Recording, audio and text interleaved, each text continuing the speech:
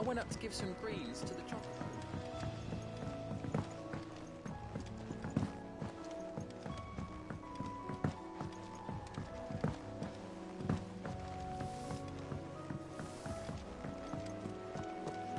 Editors started reading books that don't have any pictures in.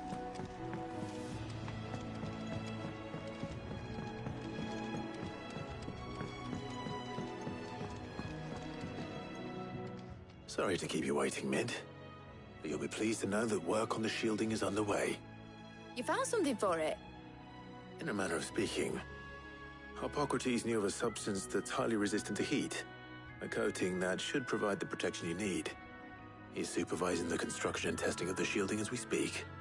Brilliant! I knew you wouldn't let me down. Don't thank me. I'm just the errand boy. Right then, better start working out how to bolt all these bits together. To the Black Hammer!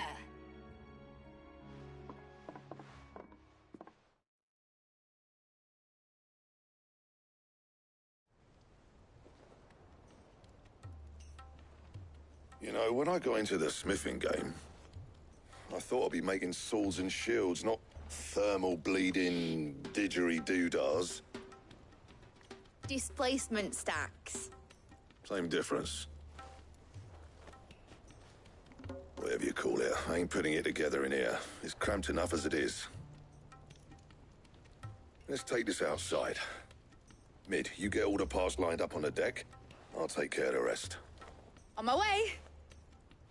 Oh, and bring me the biggest hammer you can find.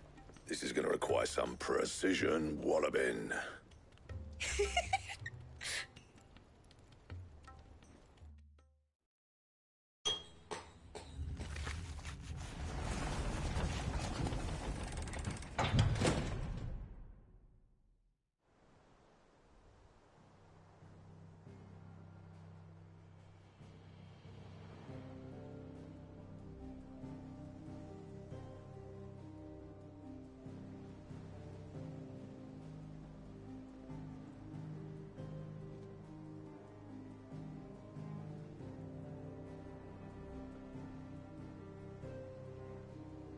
It's finished! It's finally finished! Thank fuck for that. I'll be feeling my hammer arm for weeks. Thank you, Clive, Blackthorn, everyone. That's one down and just 3 more to go. I'm sorry. Oh, didn't I tell you? The Enterprise has 4 mithril engines, and we'll be needing a displacement stack for each. You don't mean... Don't worry. Now they've got a finished one to work off, my gang in Canva can build the rest. Good luck to them, I say. Right, I'm off to get a sling for this elbow. Any other work comes in, keep it to yourselves, eh?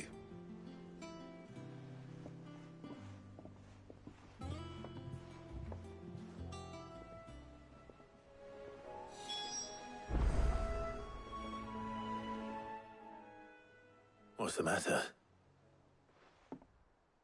Nothing. Just daydreaming. Thinking about the Enterprise sailing off over the horizon to shores unknown.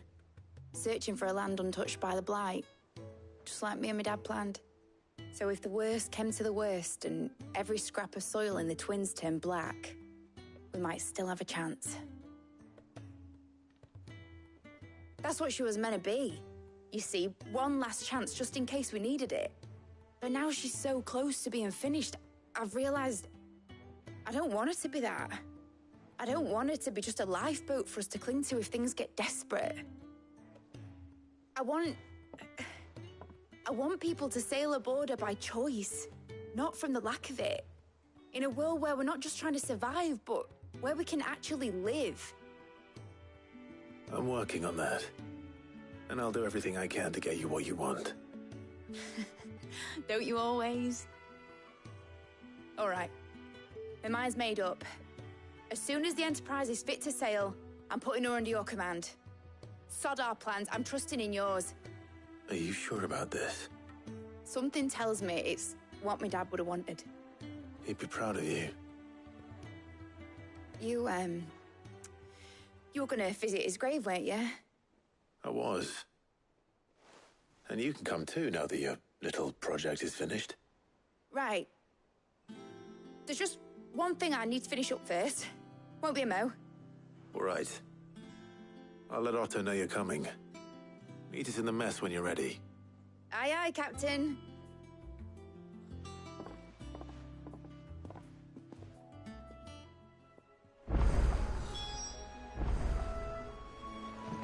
Mid told me she was building a ship. Really? That's a ship. Let's sail it around the lake.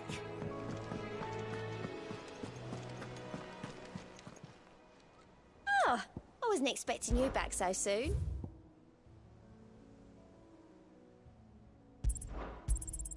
All yours. Best of luck out there, Sid.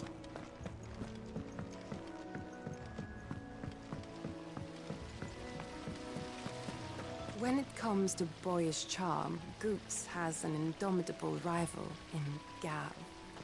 One is the sweet little babe in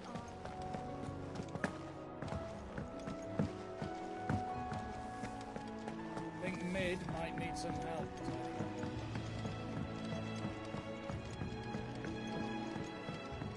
Well. Here, Sid. Reckon you might be just the man to help me out of a bit of bother, if you've a mind to. Let's hear it. Well, it's about this alembic the chief's got me making. Lovely bit of kit it is. Bunging a solution you want splitting, and it will separate it out, just like that. Problem is, it won't always get rid of all the impurities. And with some of the stuff we need it for, that ain't good enough. Which is why I've been looking for something to filter the liquid we'll be cooking off. And that's where I was hoping you could help me out. I imagine Ty could get some use out of this alembic too. Distilling medicines and the like. All right. Why not? Proper job! So what exactly do you need for this filter? Nothing but bomb ash'll do, says the chief. Gave me a sample she'd obtained from the university stores. Couldn't believe my eyes. You pour the blackest blight water through it, and it comes out clear as a mountain stream. So, I did a bit of reading about where I might be able to get hold of some. And do you know what I found out? It's only the blimmin' bones of a bomb king. They leave them behind when they die, see? I take it that's where I come in. If you wouldn't mind. I saw a billet on the hunt board for one just the other day. Would have gone myself, but, well, fighting dirty great balls of flame isn't exactly my forte. You, on the other hand... All right. I'll see what I can do. Thank you kindly. And a good hunting, eh?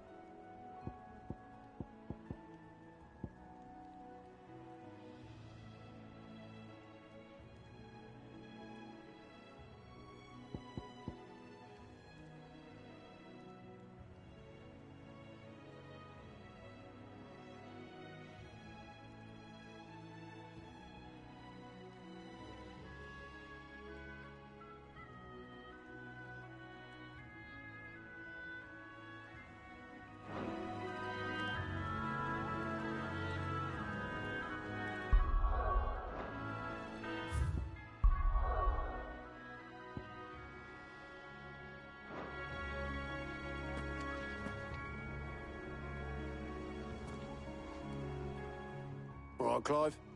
Asterix.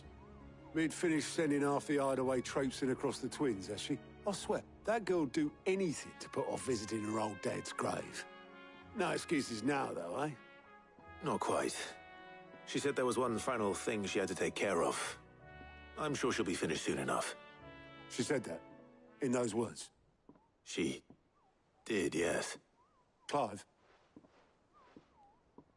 Were you born yesterday or something? There is no thing. She'll probably be halfway to Canva by now. Mid. I might still be able to catch her.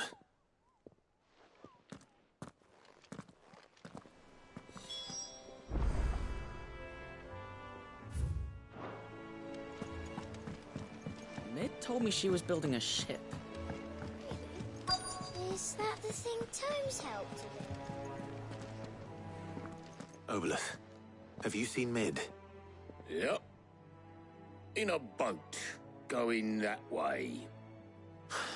Then I'm too late.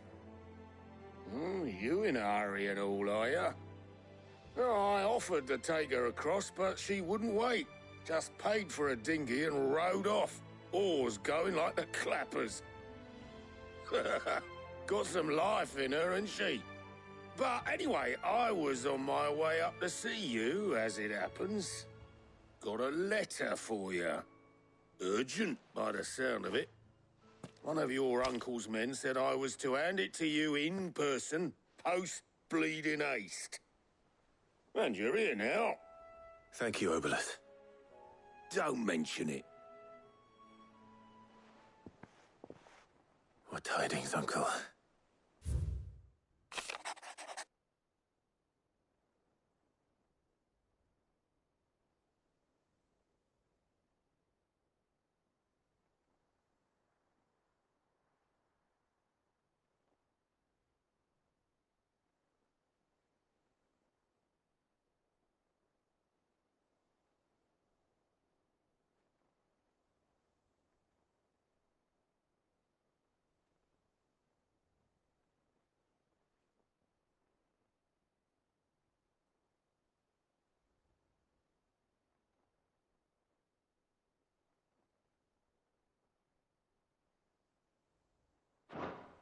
Trouble in Canva. Well, I'll need someone to keep an eye on Mid.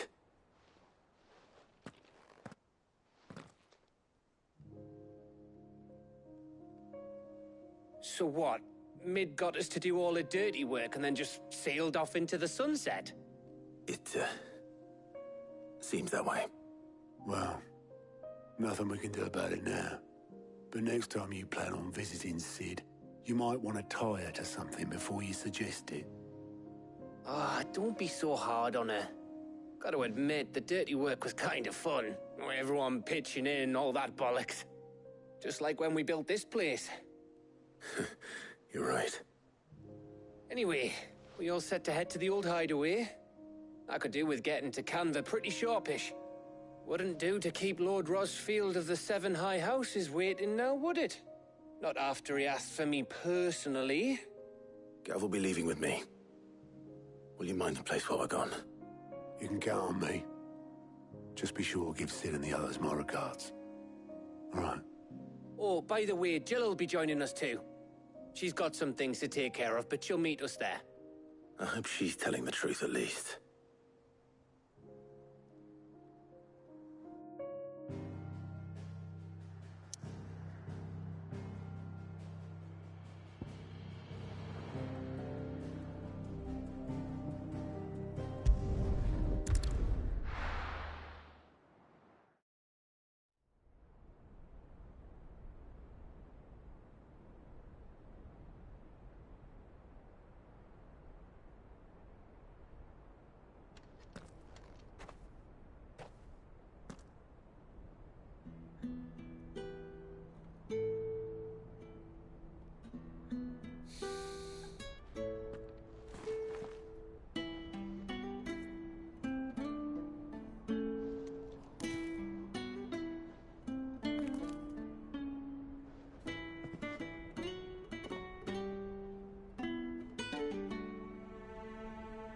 Well, Sid,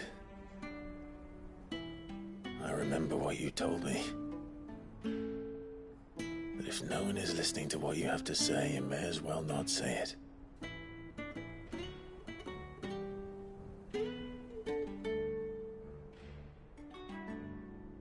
But I will say this, old friend.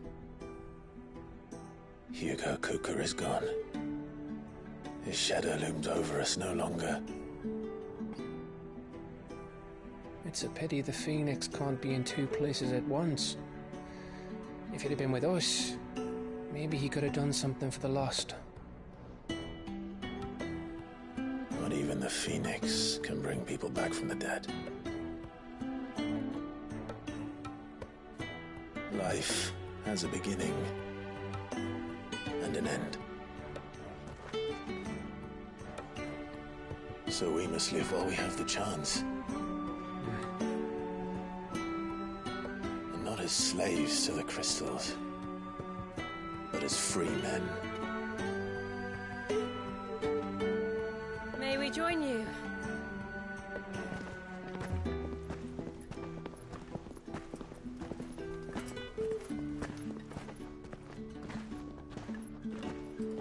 Lady Karen, what a pleasant surprise.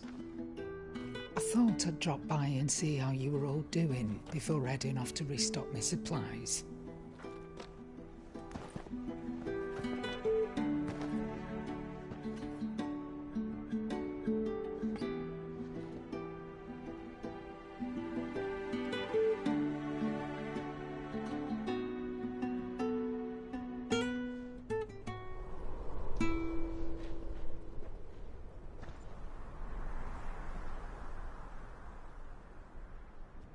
It wasn't the most scenic view back then, but it were never as bad as this. I know. The Blight marches on. And soon, there'll be no escaping sights like these.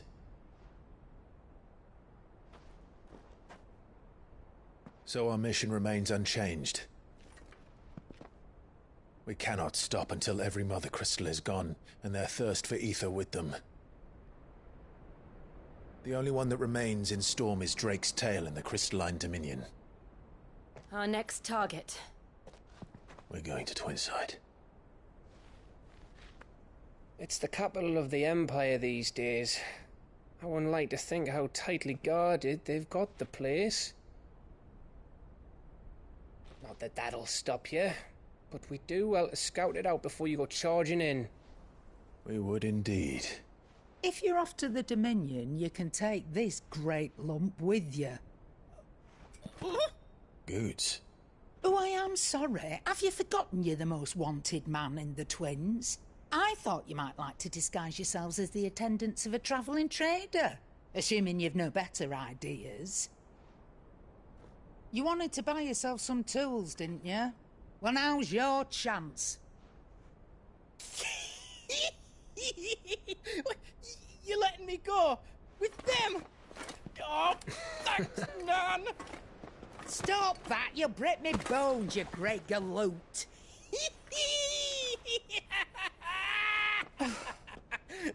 There's a caravan that runs back and forth between the Dominion and the Bocklad markets. It's managed by the Merchants Guild. Just show them Goots' traders pass and you'll be on your way. It'll be a damn sight less risky than footing it the length of the Crystal Road. That's for sure. Thank you, Karen. And glad to have you with us, Goots. Okay then. I'll get me things and I'll meet yous there. See yous down in Bocklad. Get off! Me poor fingers! Jill, you're with me. Understood. And Gav? Already on my way, Captain.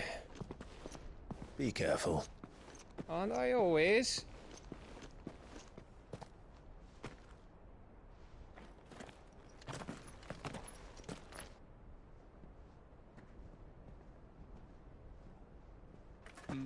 Do you see that, Sid? Your protégé's making a proper little outlaw of himself.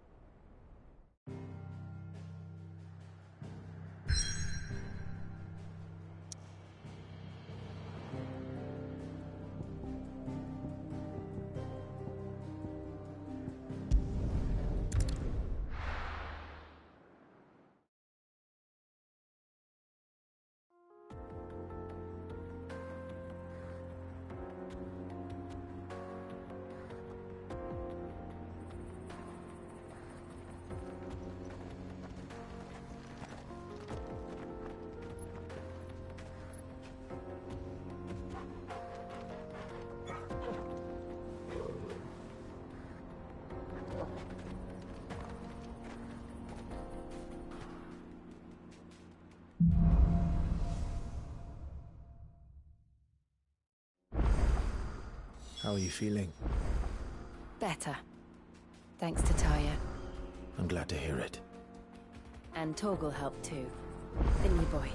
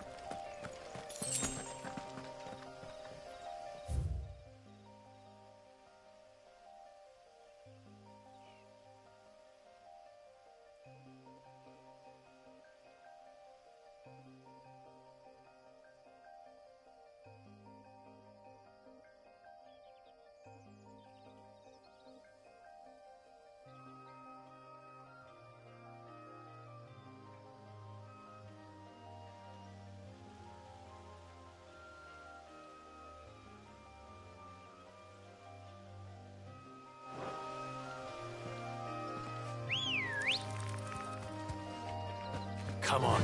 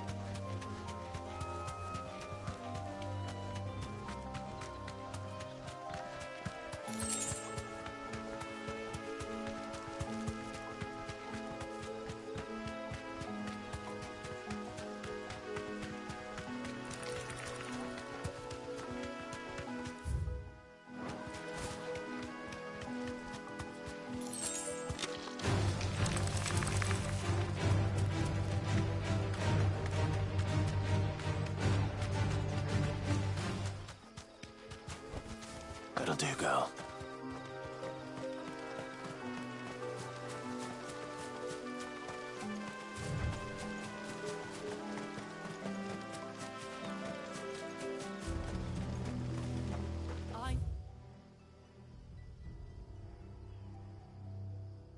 No, you're all afraid. But now is not the time for shilly-shallying. We've planned long and hard for this.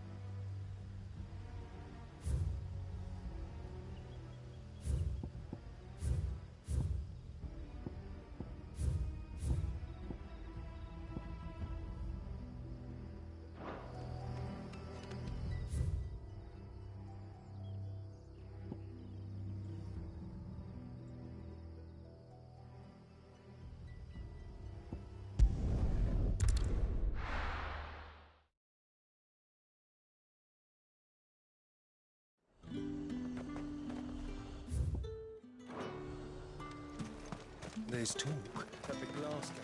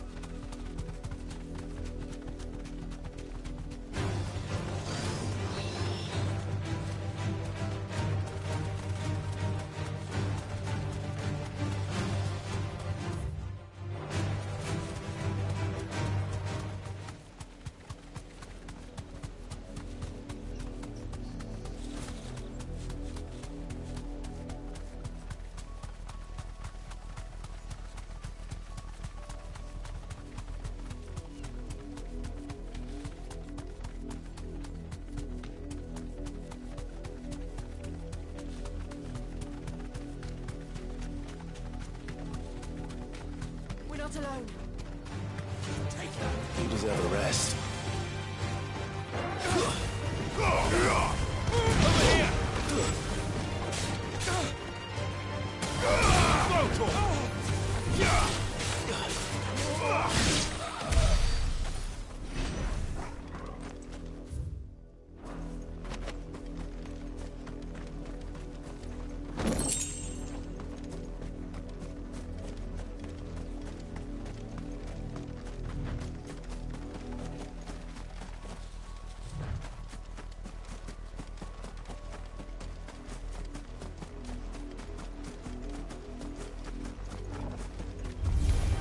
This won't be easy. Get him!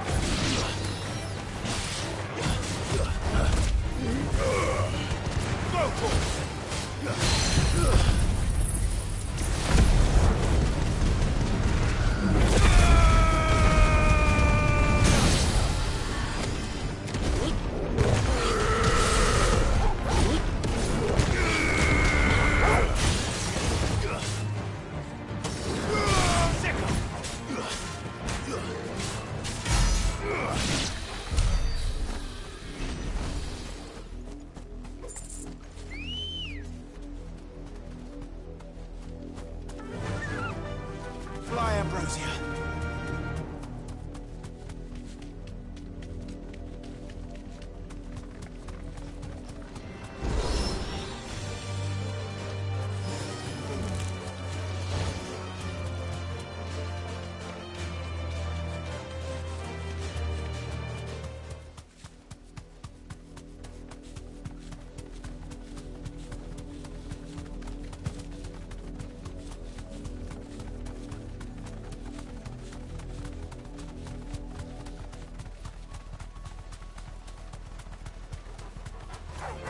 Don't get surrounded.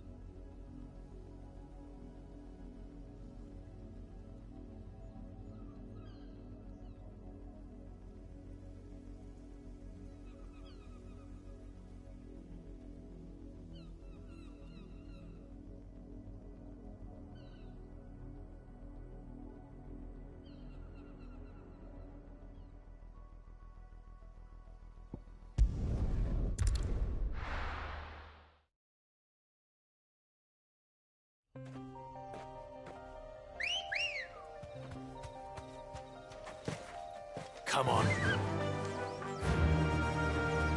Yeah!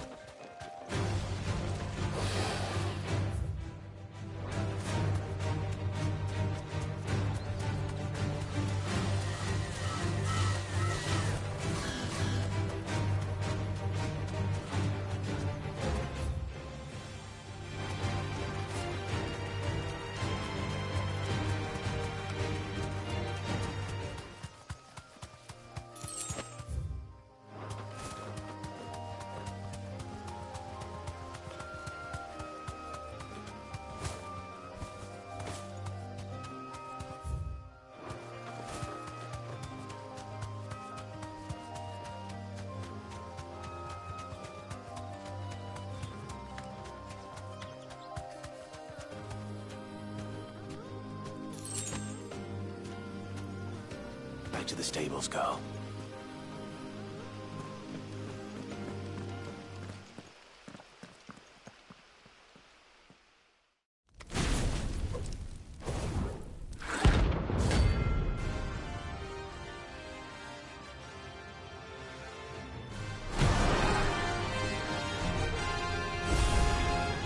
Look what we have here. Greetings, Your Majesty.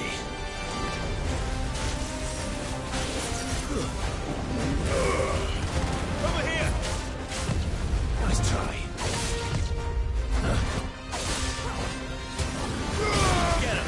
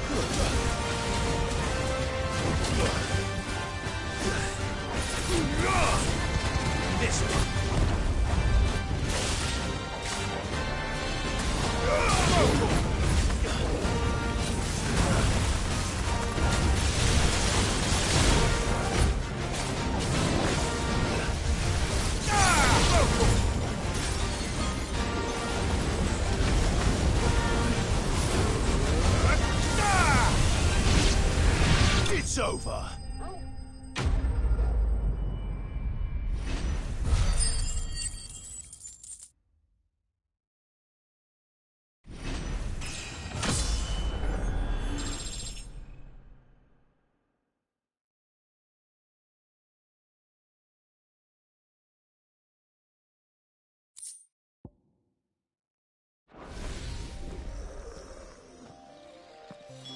Your reign is over.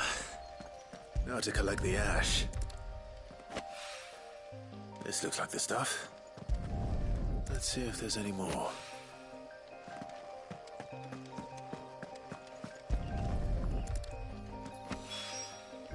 That should do it. If a wine needs more than this.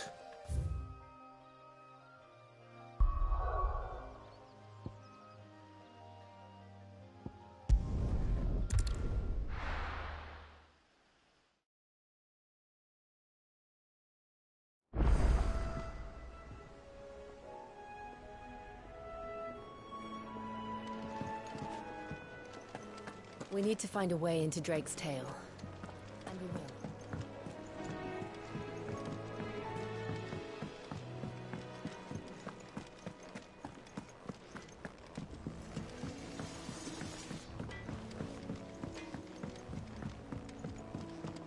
went up to give some greens to the chocobo.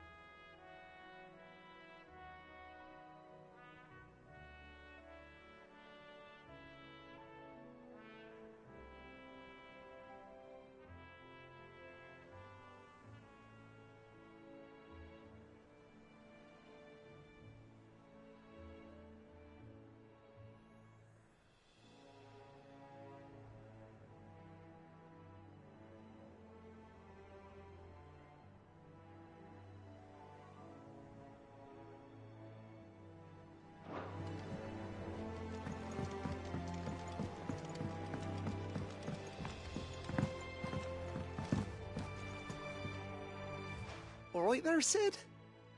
How's that hunt for the bomb ash going? I have it here.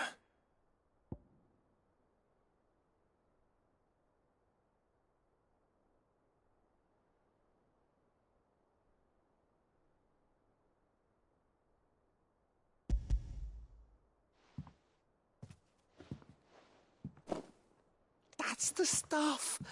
And plenty of it, too. Enough to keep the alembic bubbling away for a good old while. You're a gent, Sid. Let nothing say otherwise. Right then, let's get this contraption up and running.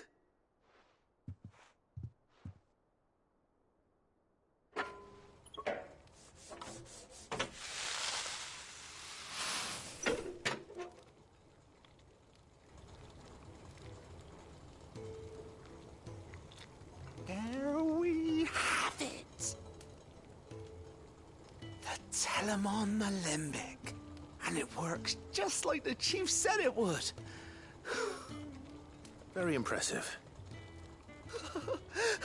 Says the man who cut down a burning boulder. Speaking of which, I still haven't returned the favor. There's no need. The good it will do for the hideaway is reward enough. Don't be silly. Why don't you let me take a look at that bag of yours? The one you keep your potions in.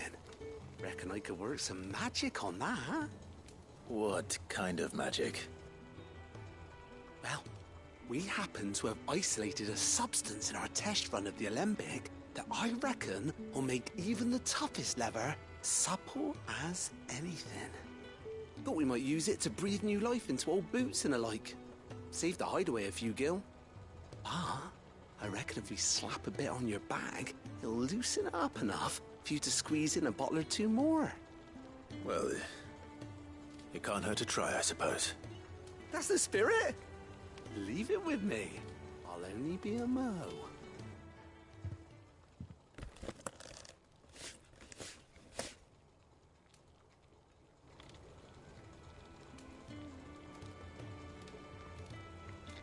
Well, what do you reckon? It certainly feels more flexible. Right? Told you. Thank you. I think. No. Thank you for supporting Mid and the rest of us in our endeavors. Without you, we'd never have been able to discover wonders like that stuff I rubbed on your bag. telling you. There's plenty more where that came from.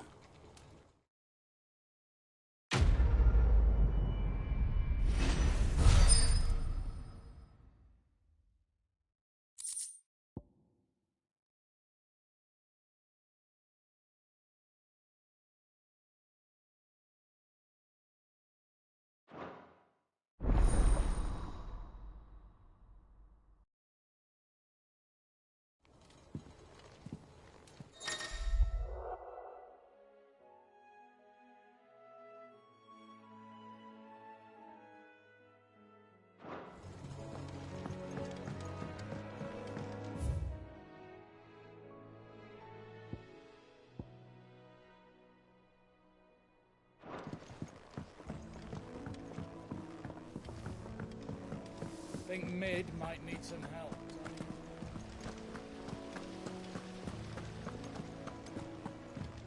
Wish I could take one of our birds.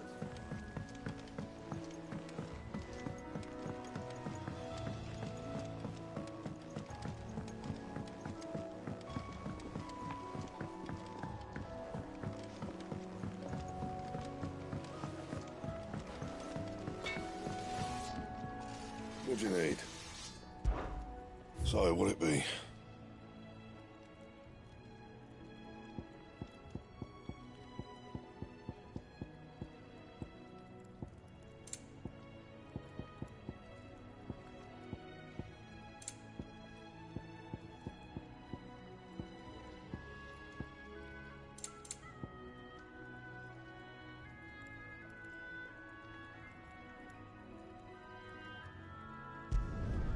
Should last you a good while.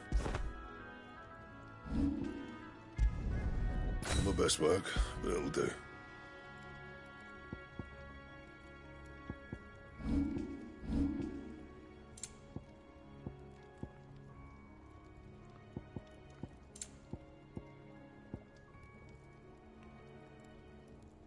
That it?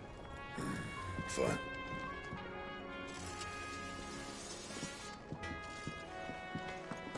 He cracked the crystal too? You're joking.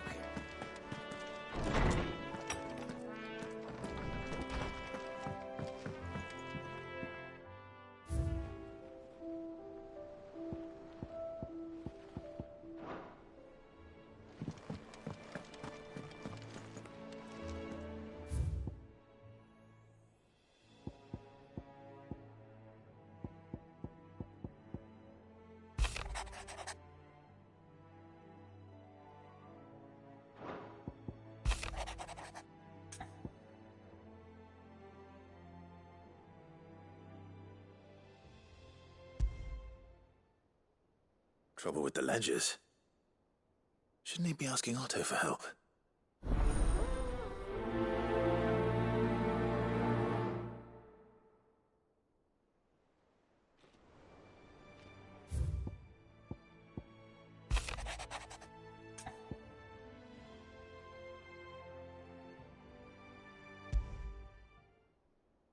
What could be wrong with Torgor? He seemed well enough when I last saw him.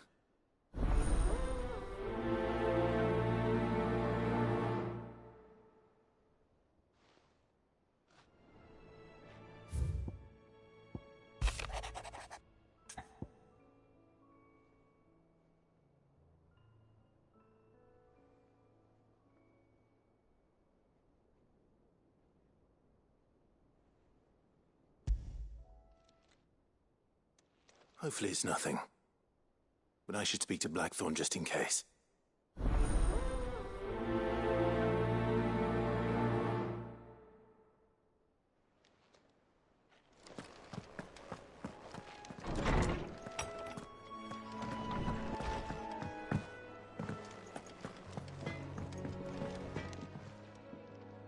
Blackthorn, do you have a moment? Not really, no.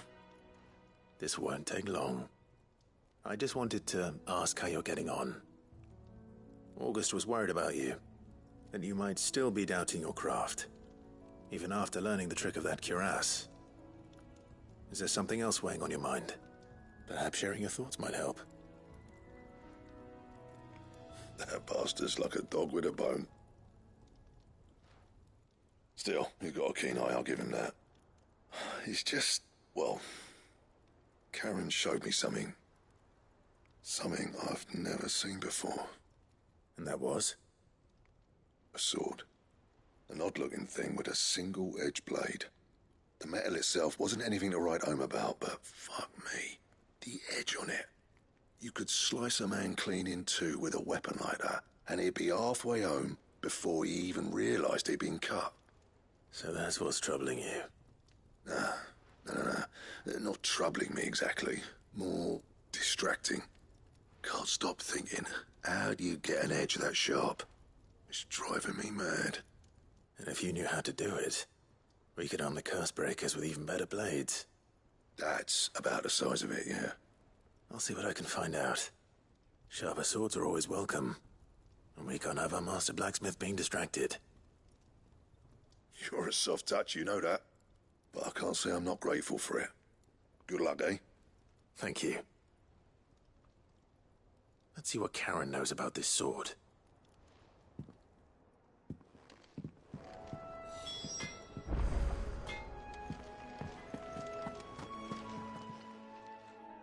I got your note.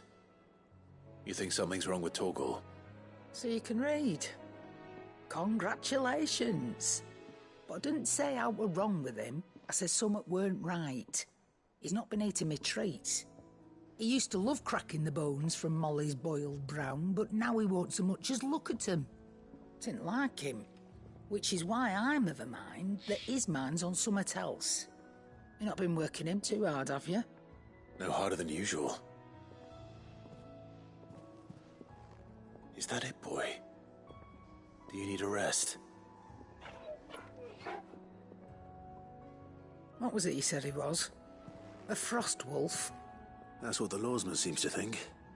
Then maybe this all has something to do with whatever it is that's woken inside him. I suppose things have been different since Rosalith. Perhaps Hippocrates knows something. Instead of everything, you mean? Perhaps.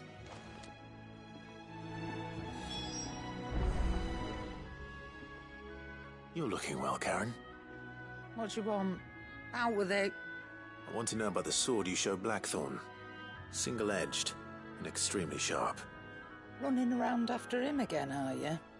I suppose I am, yes. But I need to help him find out how to work an edge like that.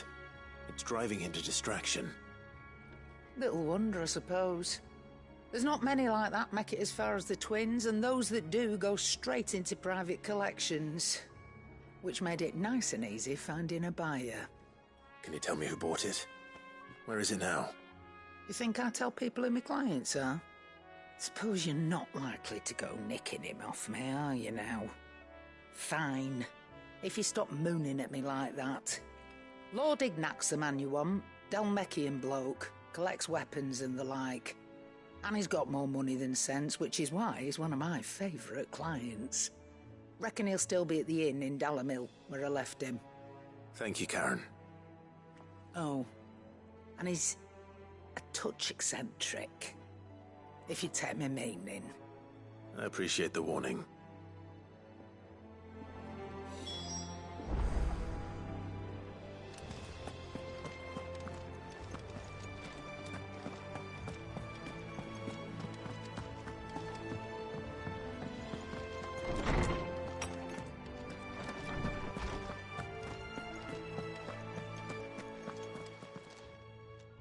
Lawsman, I need to ask you about Torgal.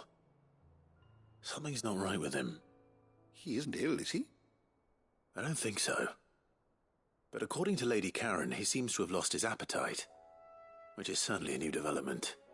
She says he's hardly been touching his bones of late, and she believes it may have something to do with what happened at Rosalith Castle. I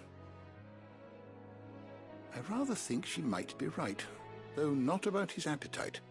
All canids are instinctively inclined to crack open bones for the rich marrow that resides within, and I see no reason why a frostwolf should be any different. Accordingly, I suspect it is not a lack of appetite that afflicts Torgal, but a surfeit of it. If we assume that his newfound magics require additional nourishment to sustain, It may well be that the bones Lady Karen is accustomed to providing are no longer sufficient. Frost wolves, after all, habitually prey upon far larger animals, whose bones may yield altogether different nutrients. As to where one might find a suitable substitute, some antelopes that graze the meadows of eastern Rosaria have been known to grow to a size more than double that of their lesser cousins. I don't recall ever seeing any that large. And little wonder. The oldest and largest such creatures rarely leave the safety of the highlands for fear of predators. The last elder antelope sighting I recall hearing about took place near Cressida, and that was long before the village was abandoned. Even so, it seems like a good place to start. Good hunting, Clive.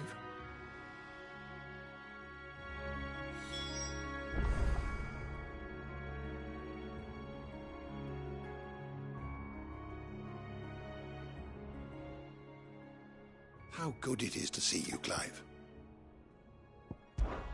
I only hope the bones of an elder antelope are alimentary enough for our faithful friend. If not, we may have to set our sights on something larger still. May the winds of fortune carry you far.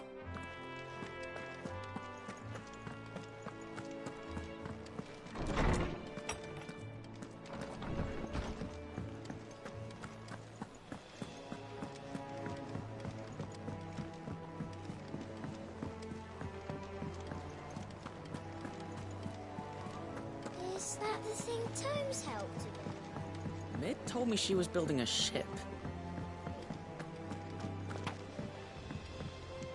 Here for another of my lectures? What is it that you wish to learn?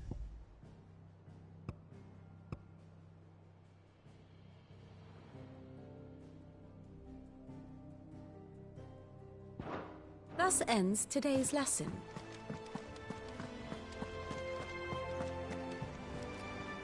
Clive, did you get my letter?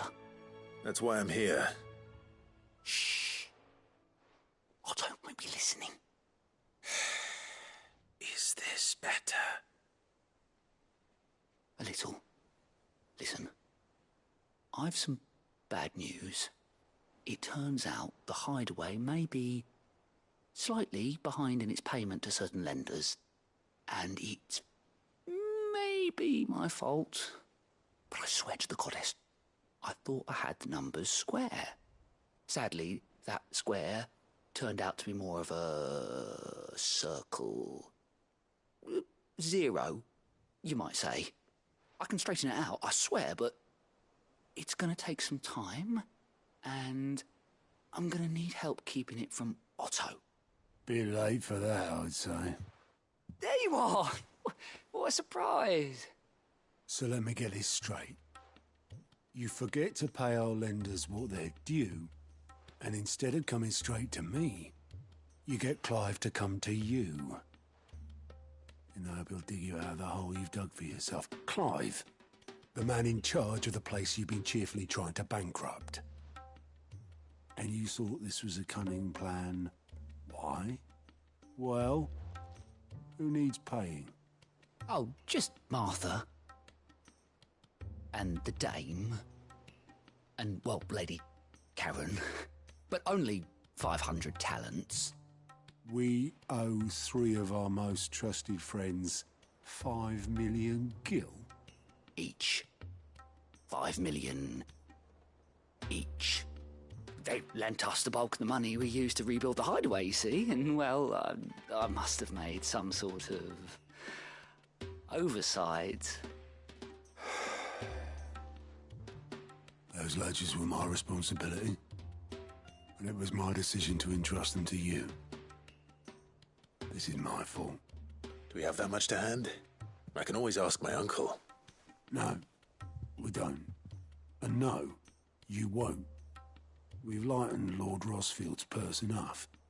After the king's ransom we had off him, he deserves better than to see our begging bowl. Besides, we'll need to learn to stand on our own if we're going to make this work. All right. But that doesn't mean you have to shoulder the burden yourself. Is there anything I can do to help? There might be. How'd you fancy taking these to Martha and the dame? Rocks. Rocks, he says. Worth 1,000 talents apiece, these are. A little something Sid and I set aside for when times got lean. And I reckon 15 million in overdue debt probably qualifies. I just hope our associates' eyes are a bit more discerning than yours. I'm sure they will be. Should be me making the rounds, really. But you know how it is with this place. Orders to bark, arses to wipe, and all that. I know. Which is why I don't mind going in your place. Go. Do you know why I only gave Master Clive here 2 star rubies? Because you'd rather Lady Karen killed me. Because I'd rather Lady Karen killed you. Yes. Well, I suppose this is goodbye then. Don't worry. I'm sure Karen will understand. Really? Do you think so? No, I don't.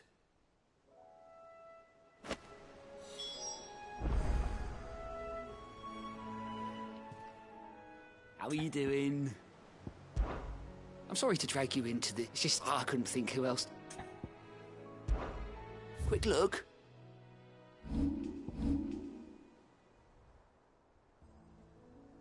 Think you can help?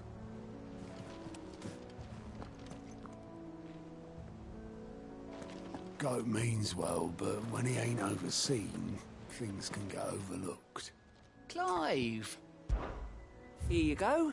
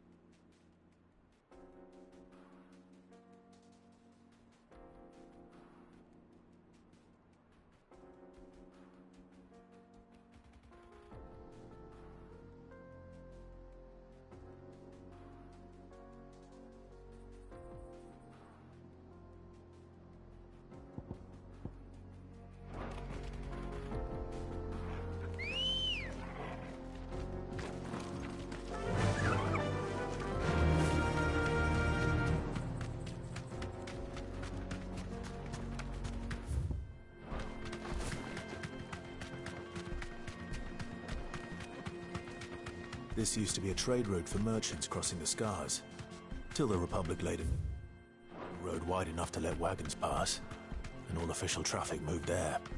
Leaving this one for those living outside the law. Indeed. I doubt we'll be the only outlaws on the trail today.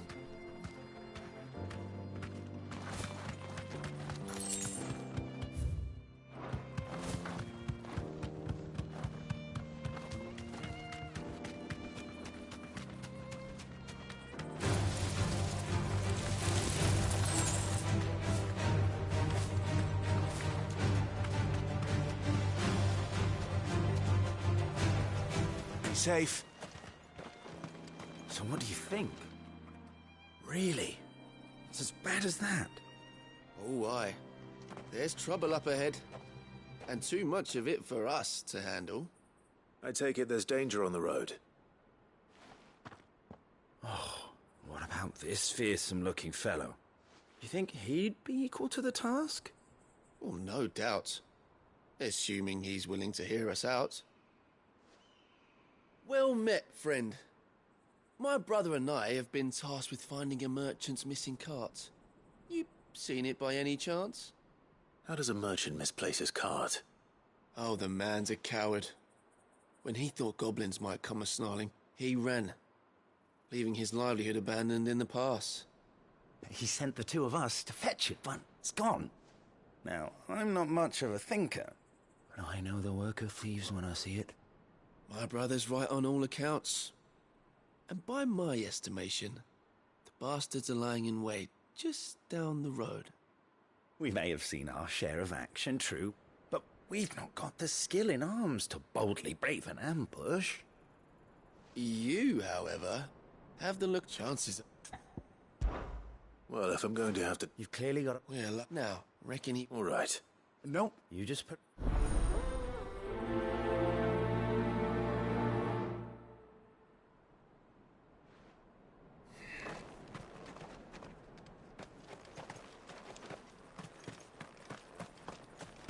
I'm not sure I trust those two. But if there are bandits lying in wait, I should probably take care of... Look lively, you lot! We've got guests! These must be our bandits.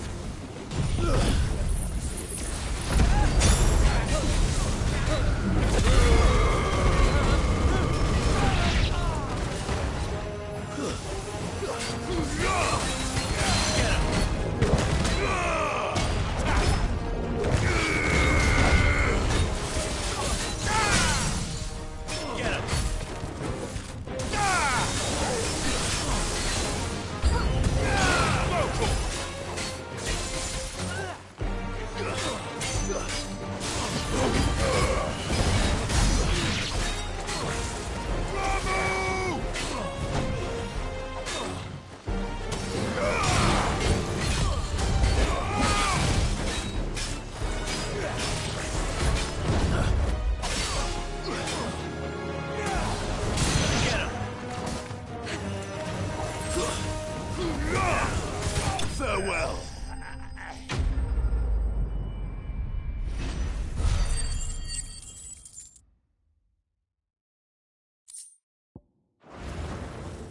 That's them dealt with.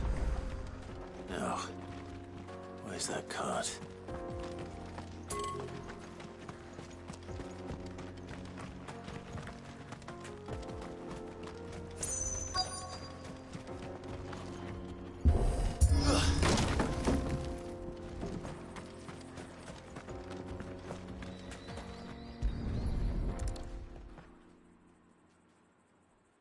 Getting all of this out of here will be a nightmare.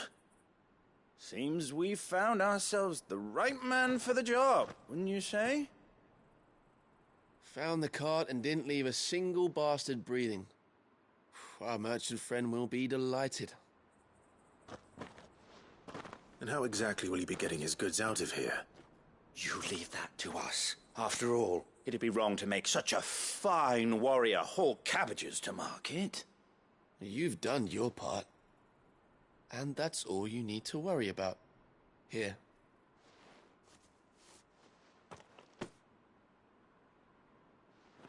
It's been a pleasure. Now piss off.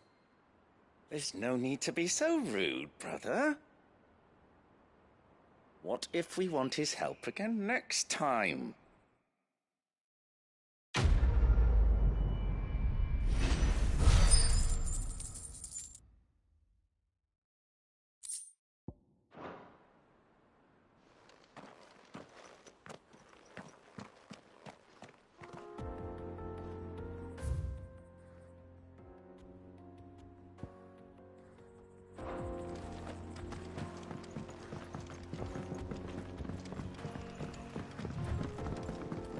I see the Dalmex lag behind Rosaria when it comes to bridge building. The fallen ruin should hold, at least. The path continues on the other side.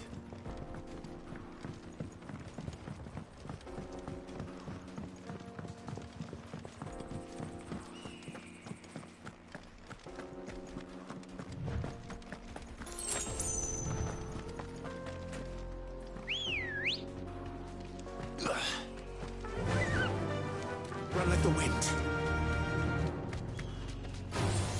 Don't get surrounded.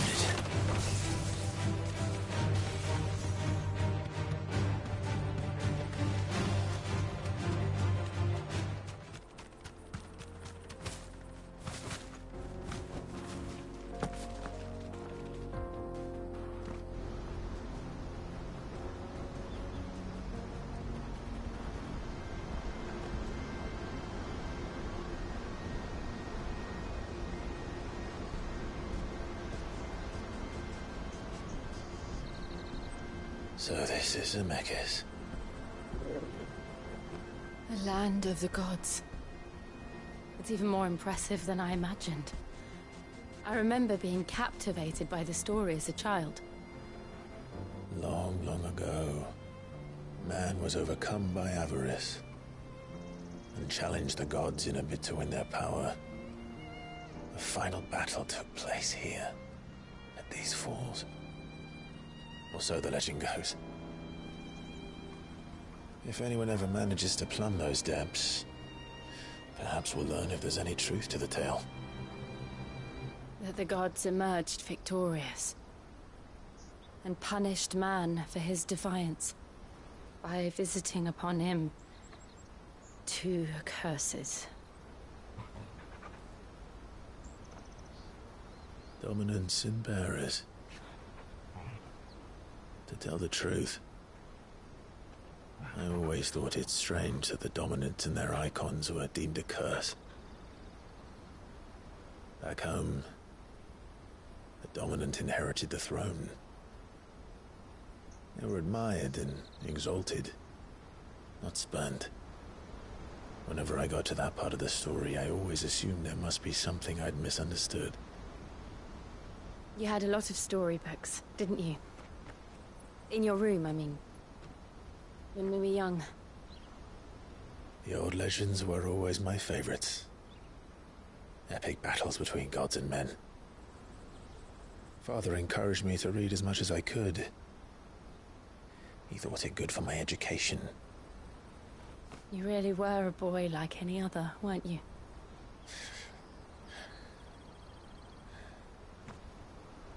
Just look at this place. It's enough to make you believe the legends are true. I know.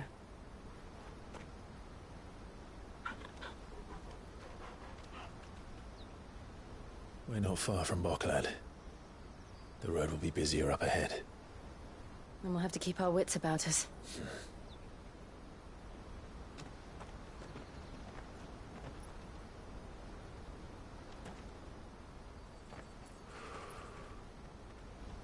Clive? Something wrong?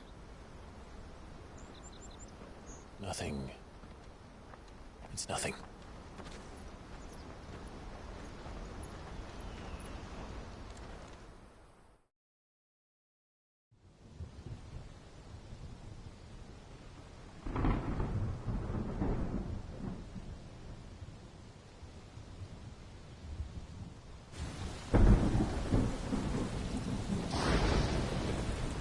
I see the reports are true, Father.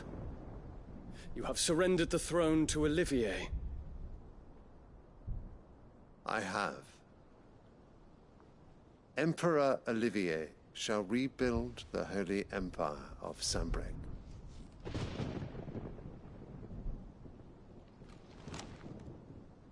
How is he to rule an empire? He is but a boy.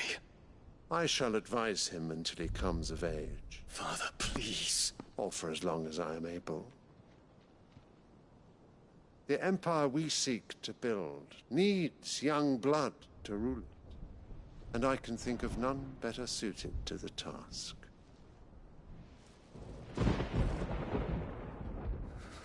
There is other news, Dion. Hugo Kupka is dead, and Drake's Fang destroyed. The pillars of the Republic have fallen. Ere long, the Imperial banner shall fly over every city in Storm. And then Valisthea. All shall bow before their Emperor. Father, these are the words of a tyrant. They are the words of a god. The Emperor whom I gladly serve. Great Greager, made flesh.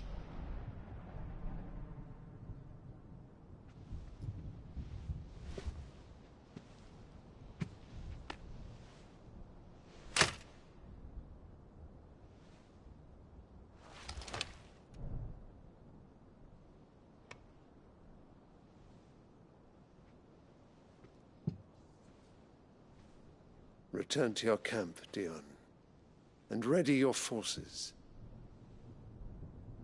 It is time to show the world the true power of Sanbreque.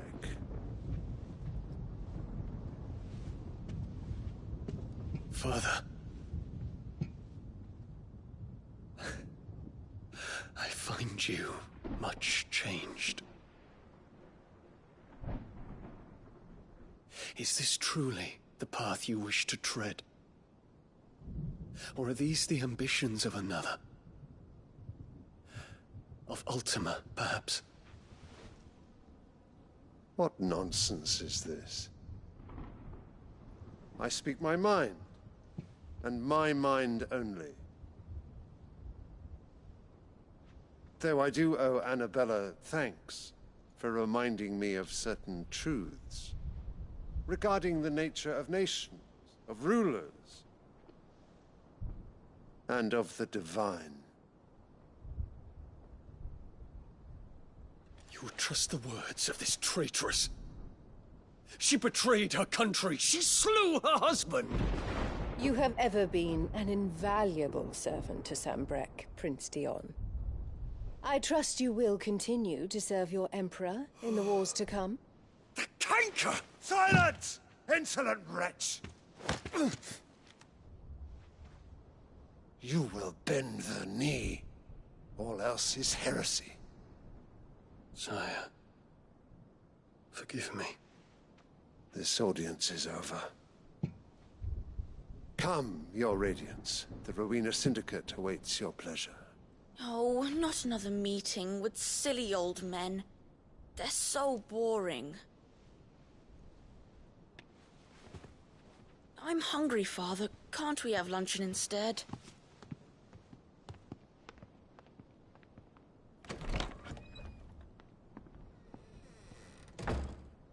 Does it pain you that you will not inherit your father's throne?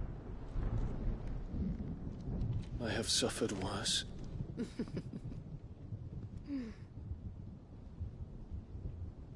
Count your blessings, Dion.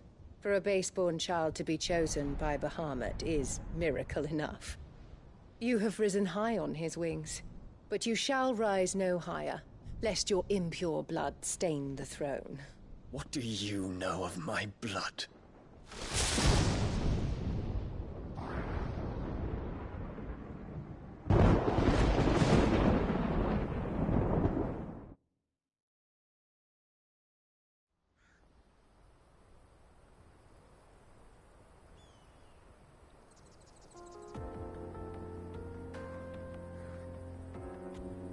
The Boklab markets are to the north.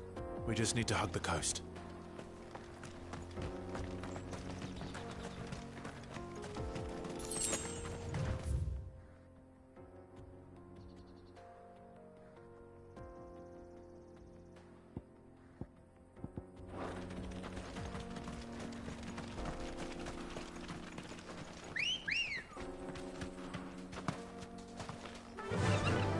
Faster!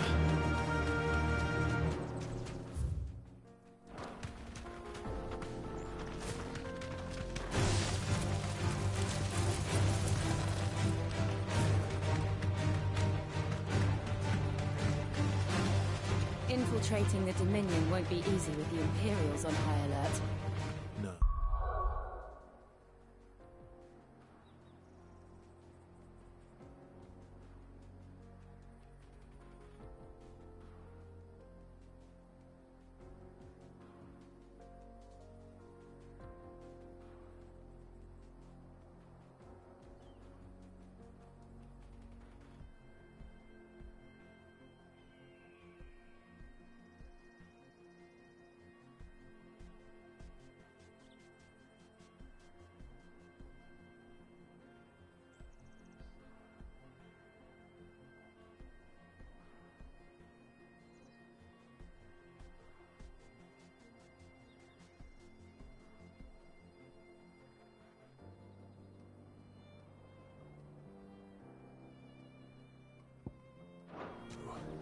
His Radiance has lost one capital already.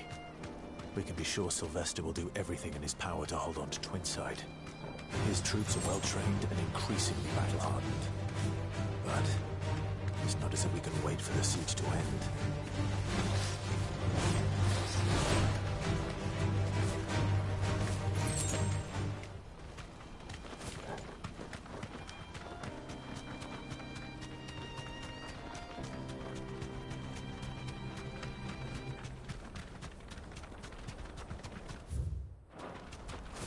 They've closed the road to Randalar.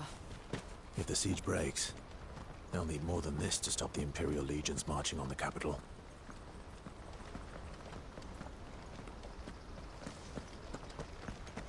Oh, I'm done for. If I can't get these goods to Randalar, how will I pay for my bread?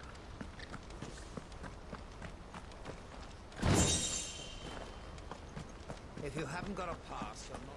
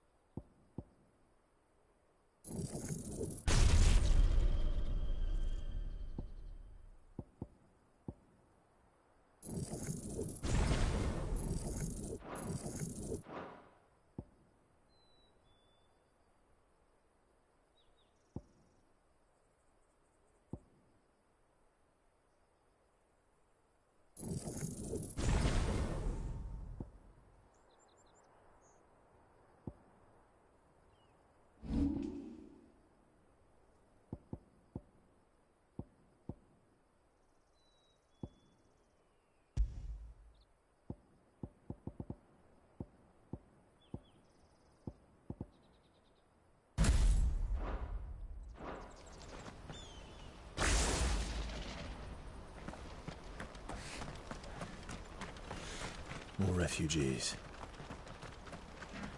And they're all making for the crystalline dominion. Because they don't know how to live without the crystal's blessing.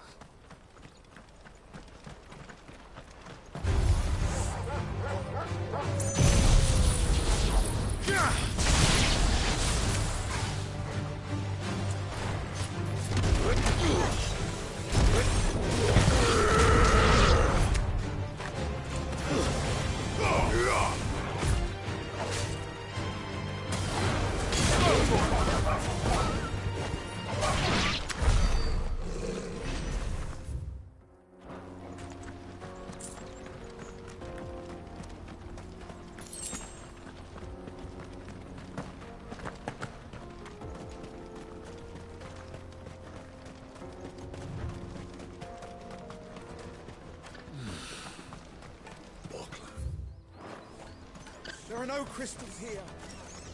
This is where we're supposed to meet Goots, isn't it? That's right. He said he'd wait for us here after replenishing his supplies. I dare say he'll have finished by now. That's that then. Porter for hire. Best service at the best price. Let me carry your goods. I'm cheap. Well met.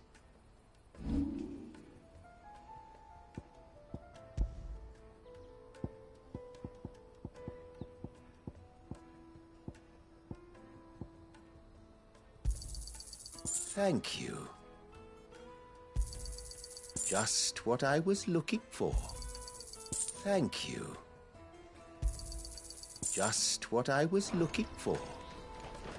Out of my sight, friend.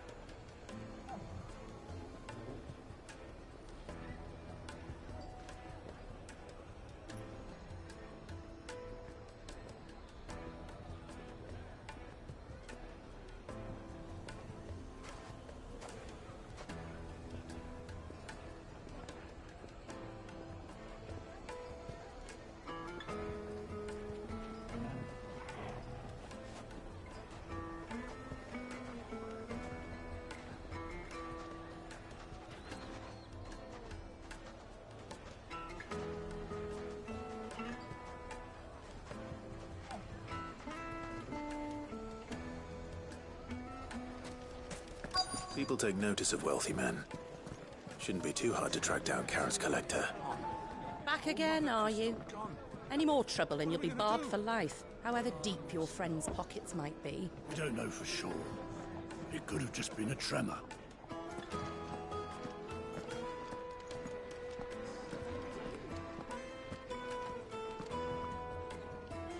Welcome. If you're hoping for a bed, I'm afraid you'll have to look elsewhere. One of our wealthier patrons has purchased the use of every room, hoping to keep out the riffraff, as he puts it.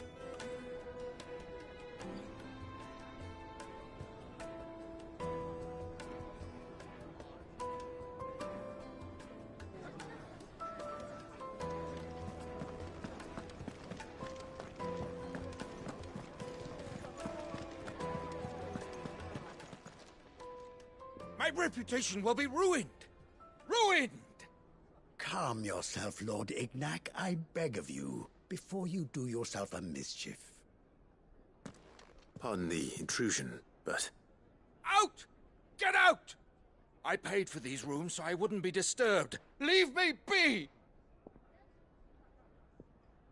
Please, allow me to apologize. His lordship is going through a difficult time, and he's never been fond of guests arriving unannounced. Radim! Get rid of the filthy oaf this instant! Very good, Lord Ignac. Would you mind stepping outside for a moment?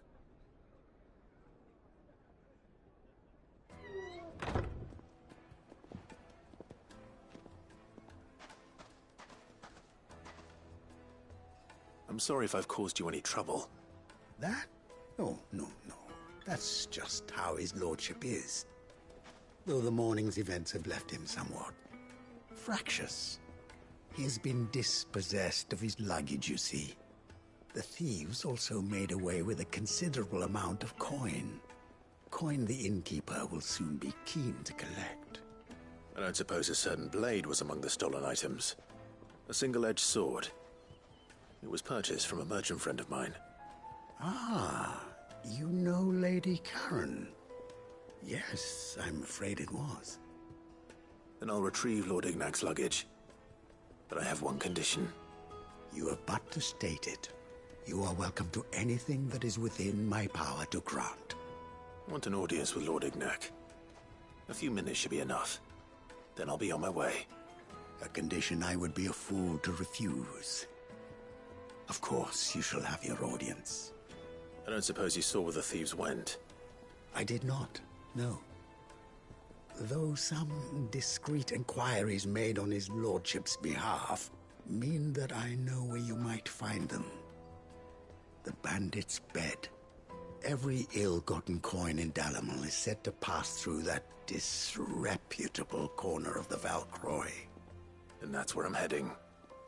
I shall speak to Lord Ignac in your absence, and arrange for an audience upon your triumphant return. That will be very kind of you. Farewell, and best of luck.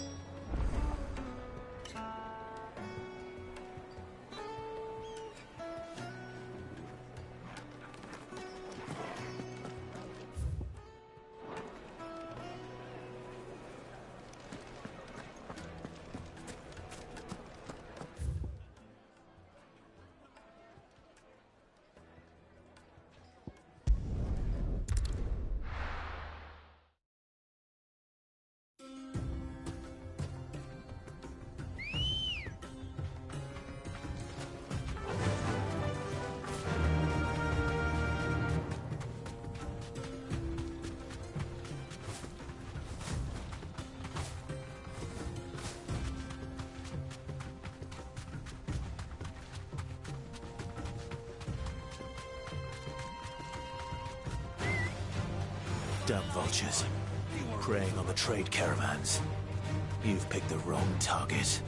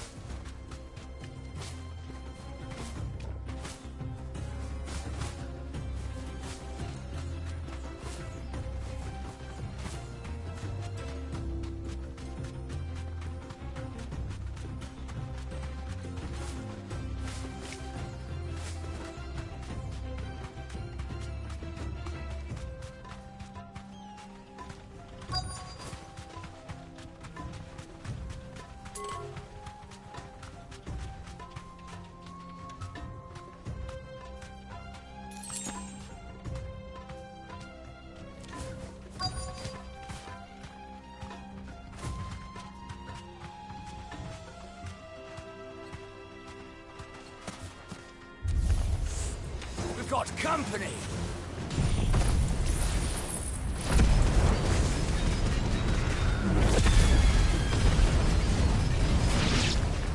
Come on, lads, let's tear the bastard's head off!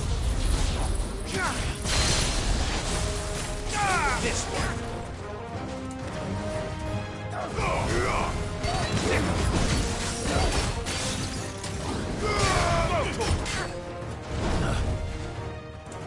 Soil!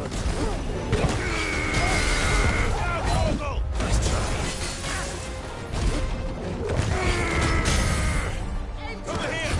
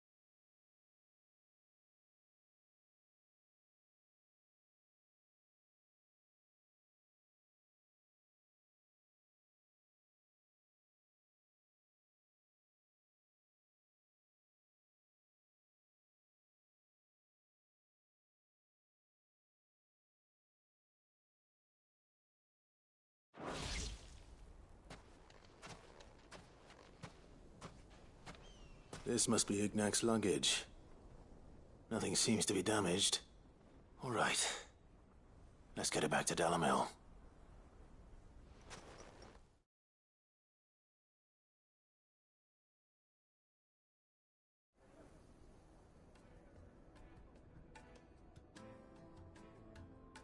I hear I have you to thank for the return of my effects. What shall I call you, my good man? Wyvern. Glad to make your acquaintance. A formidable name indeed. Well, Wyvern, I appear to be in your debt. Redeem here tells me you wished for an audience. Is that all? A few moments of your time should suffice, yes. You're a peculiar fellow, Wyvern. All right, speak. Master Wyvern was wondering if you could tell him about a certain single-edged sword you recently acquired. Oh, a true work of art, that one. Karen drove me hard on the price, but I would have sold her Radim here to get my hands on that sword. It was made in the Outer Isles, far beyond the Twins, and is used exclusively by the practitioners of a unique school of swordsmanship. They believe no combat should ever exceed a single strike, and hone their blades to such perfection that none ever does. Each sword is made for that one perfect stroke, and for that stroke only. They crack upon a second blow. There's a brutal sort of beauty to it, really. But how do they hone such an edge? Fine question. Why, they use a whetstone, of course. Whetstones, rather. A whole array of them, ranging from the coarse to the fine. 10,000 licks with the sharpening stone, then 10,000 more. But it is the final stone which lends the blade its legendary sharpness. A mineral quite foreign to this great realm of ours. And that is the key. The secret ingredient. Wyvern, it occurs to me that my little lecture is hardly equal to services rendered. Take this, together with my regards. The very stone of which I spoke, far rarer among collectors than even the blade itself, and a far more fitting payment. Thank you. Pardon the intrusion, my lordship. However, it is long past time we prepared ourselves to depart. So it is. I am locked in bitter competition with a rival collector of curiosities. I am one step ahead of the unscrupulous scoundrel, but he is hard at my heels. And there are many other collectors out there. Too many to count, but only one do I consider my nemesis. Lord Byron Rosfield, and is a perennial thorn in my side. I can imagine. Farewell, Wyvern. May our paths cross again. Radim, we mustn't dawdle.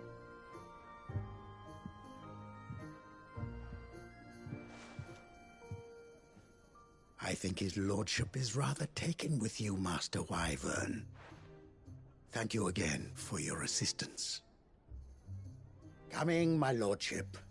I'll be right there.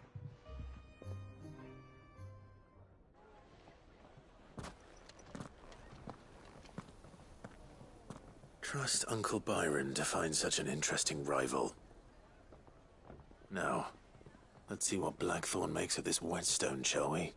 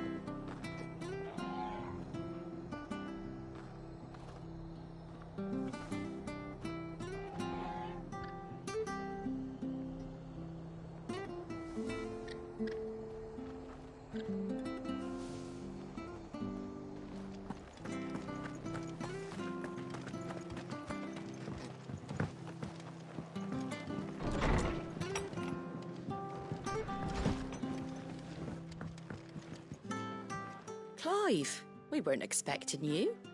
I wasn't expecting to be here, but it seems we still owe you a considerable amount of coin for your help with our rebuilding efforts.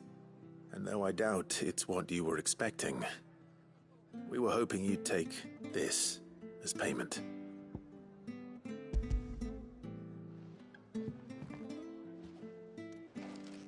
A star ruby? I can't accept this.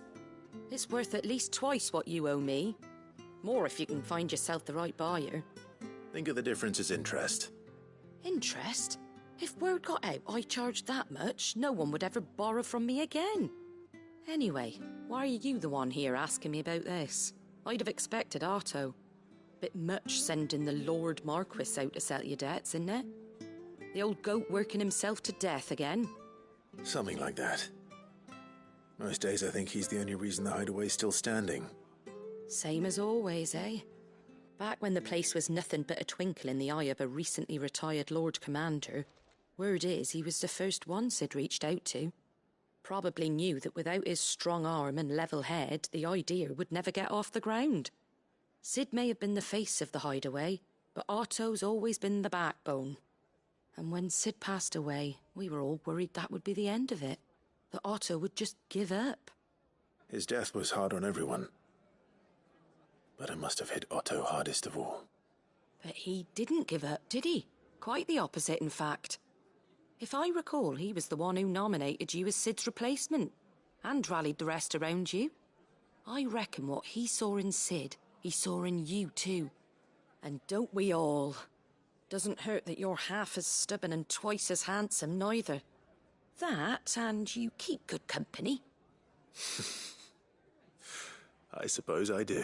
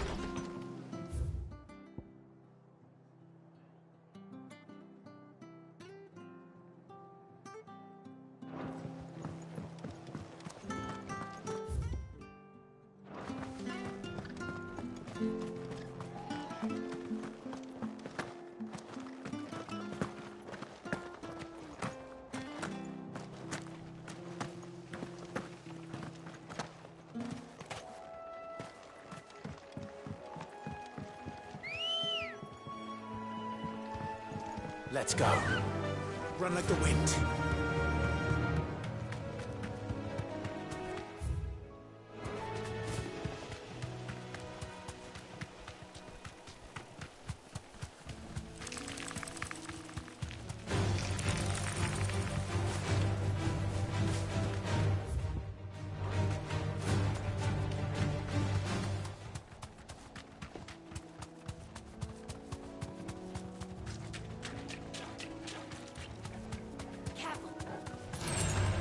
Mistakes.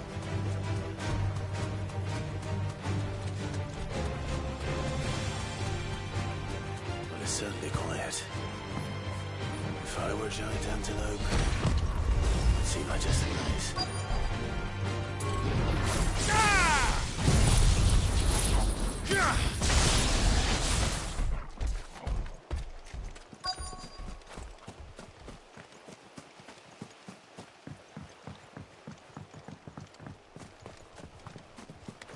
I doubt we'll find one bigger than that.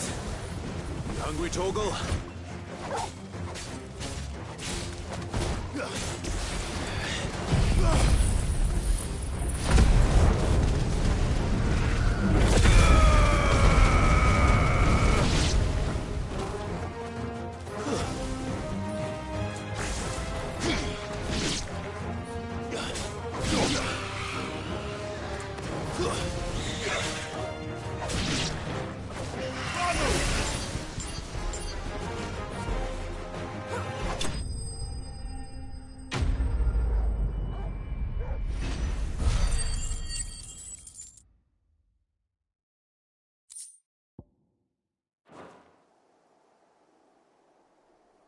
Now,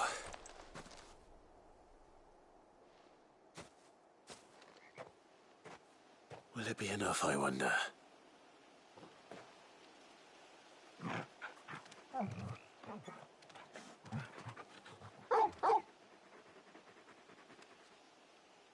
I say that answers my question, which means we owe the lawsmen our thanks.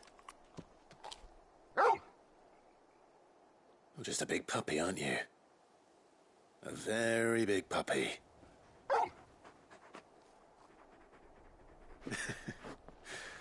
You do know you can take that with you, Torgal. Lady Karen will be relieved to hear you've got your appetite back. Come on, boy.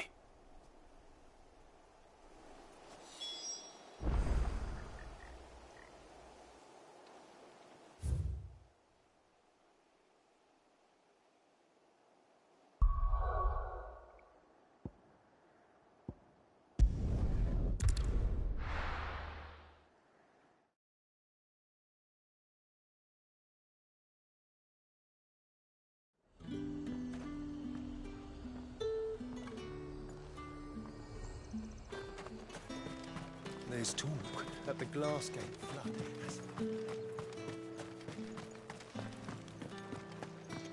Citizens are free to come and go as they please. Checkpoint's open to all. Did you hear? The gates to heaven. I want to see you. What am I going to do without Sweetwater and Olive Talc? Milady, I come bearing gifts. Gifts? Whatever is the occasion.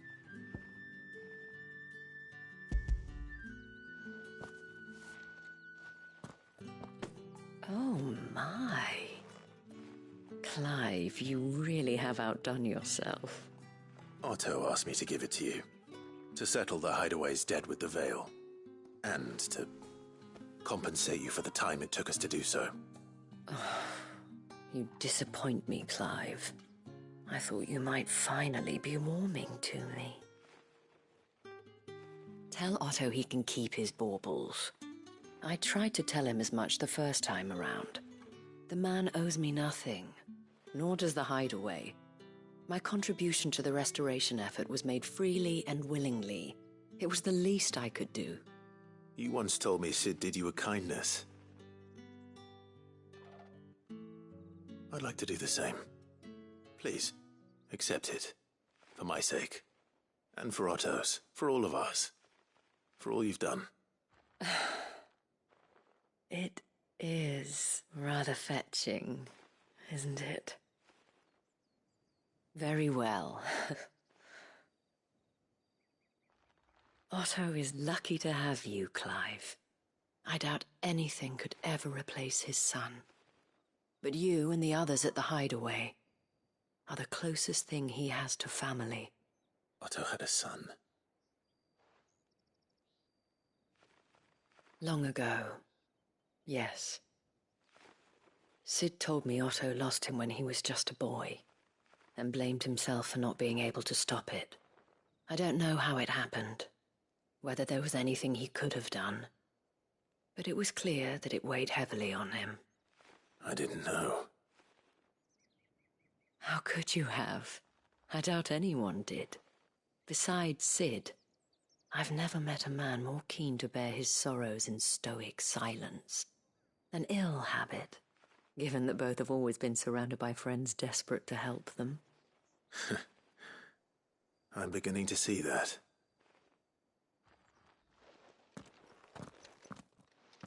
Gob will want to know the stones were delivered, if he's still with us.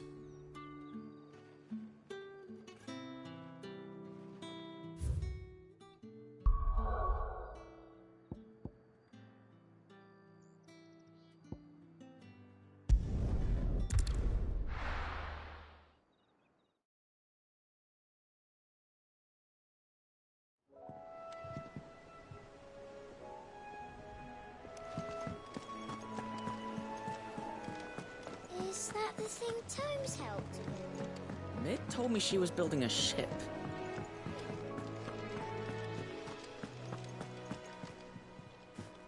Goat. Still alive, I see. So Lady Karen accepted the ruby. Ah, about that. I tried my best, but she was just too stubborn to take it. She threw it right back in my face, in fact, and told me I could stick my stupid stone where the sun don't shine. Karen refused payment. I hope it wasn't something I said. I'm sure you were as tactful as ever. Let me see what I can do. Oh, wonderful. I hope you have better luck than I did.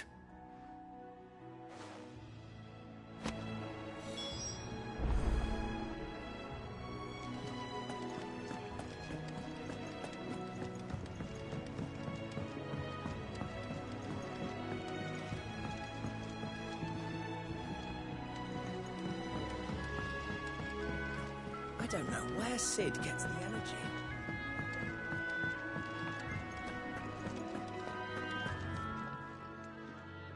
Lady Karen, Goad tells me you weren't happy with our offer.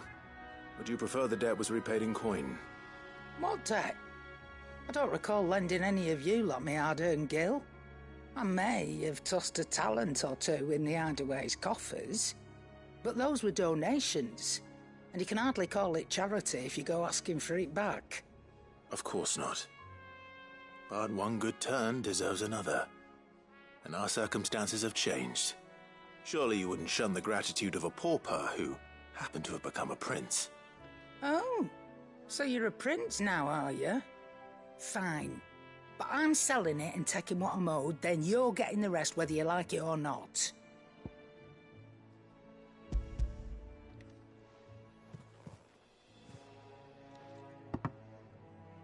Where'd you even get this?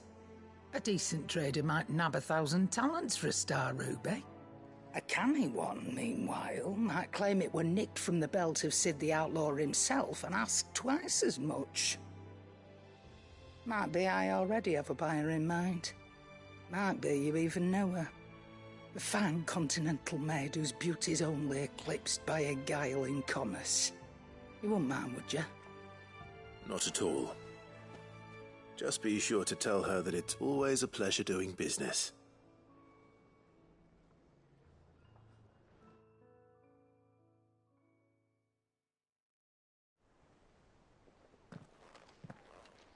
I hear you ended up delivering all 3 stones.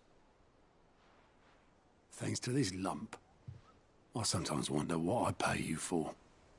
Speaking of which, I still haven't been paid last month's wages. Oh, So you remember what's owed to you, then? Get your ass beyond that disc of yours and don't get up before those ledgers are square.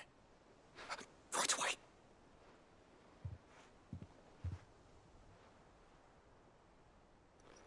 I've seen that before. You have, yeah. Plenty of times. It was the only goblet Sid ever used. Either out of habit, or because the filthy sod couldn't be bothered to find a clean one. I knew so little about him. Like most people. Martha and the Dame both seem to have fond memories of him. Huh. I bet they do. How long did you know Sid before he... Before he died. 20 summers, give or take. Back in the day, I was a purser on a trade ship, which is where I met him. He bought passage to... I forget where. And having nothing better to do on the long nights, we set up drinking island rum till the morning bell dragged me back to my duties. Quit my post not long after that, on account of making a fine maiden's belly fat.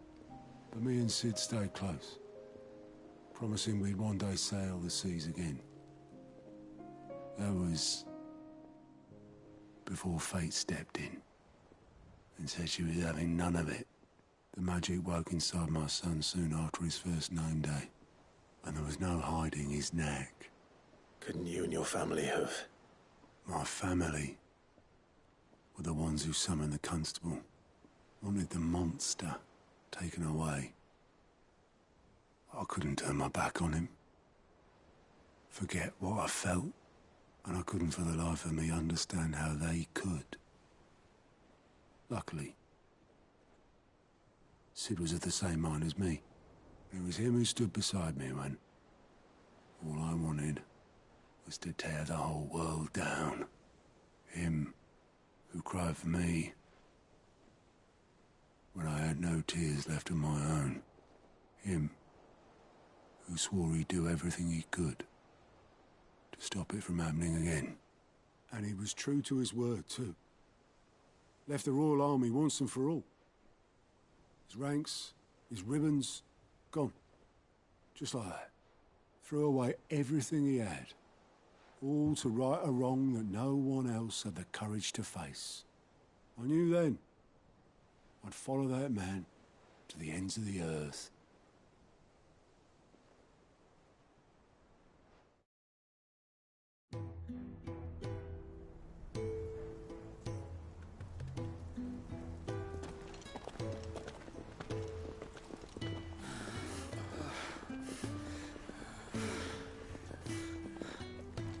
He was always too clever for his own good, was Sid. Saw the world for what it really was, while the rest of us were content to go along with the lie we were shown. And it can't have been easy, bearing that burden alone.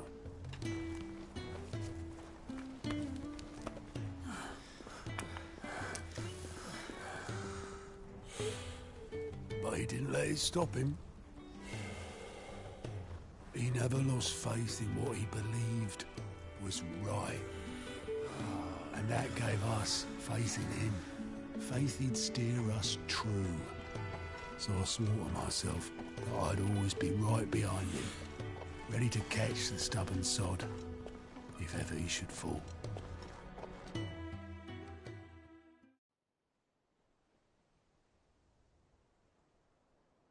But I couldn't even do that.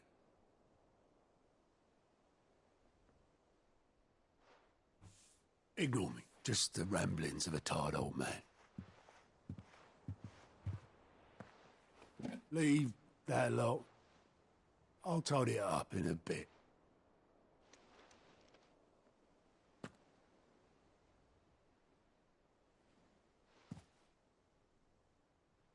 This is Sid's handwriting.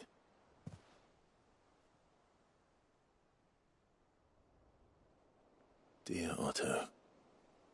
I may be drunk, but I wanted you to know this place would be fucked without you. Love you, you grumpy old sod.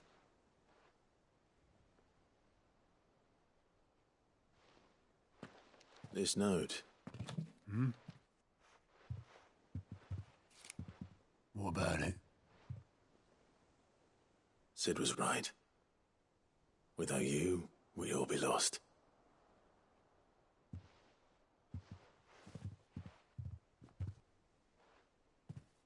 He should have bloody well said so then.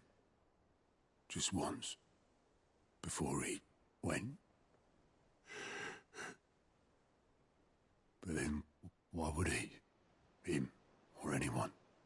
I'd only have told him to piss off.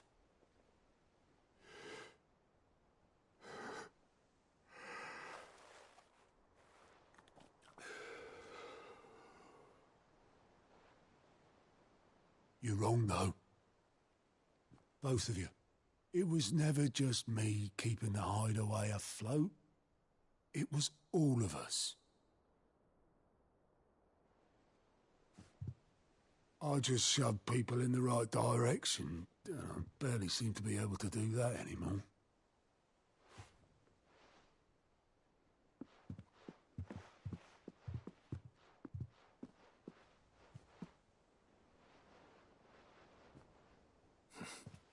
Would you rather go at the helm? Well, maybe I've got a few more years left in me. I'm going to hold you to that, Otto.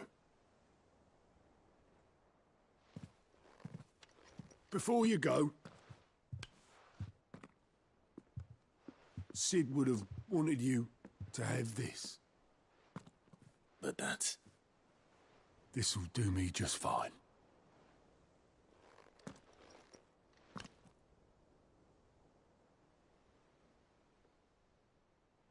Thanks for the ray of sunshine. I'll see if I can't pay you back. Already have.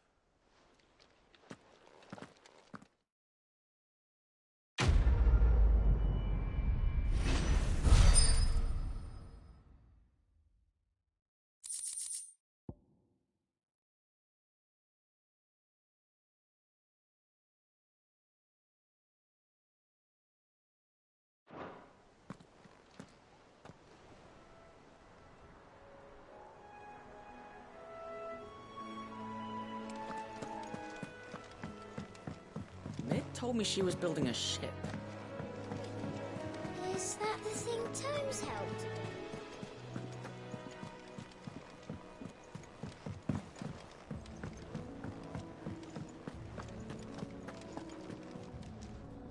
I noticed you and Torgal had gone off somewhere.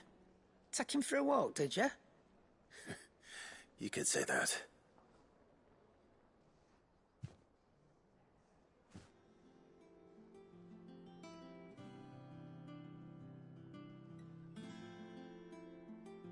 So, Molly's leftovers weren't good enough, eh? That'll teach me for treating you like you're still a pup. All right, no need to shout. Now we know what you're after, I can see about getting some in.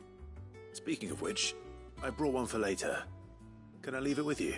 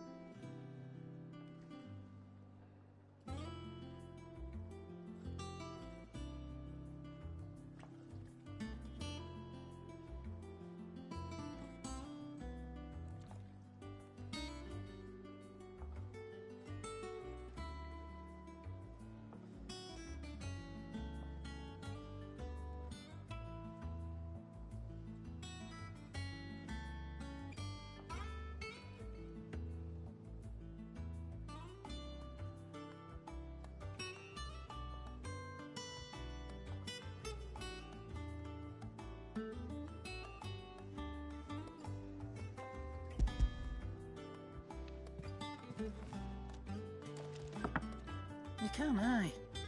Oh, nice like that. In return, you can thank Tomes for me. The bloody know-it-all.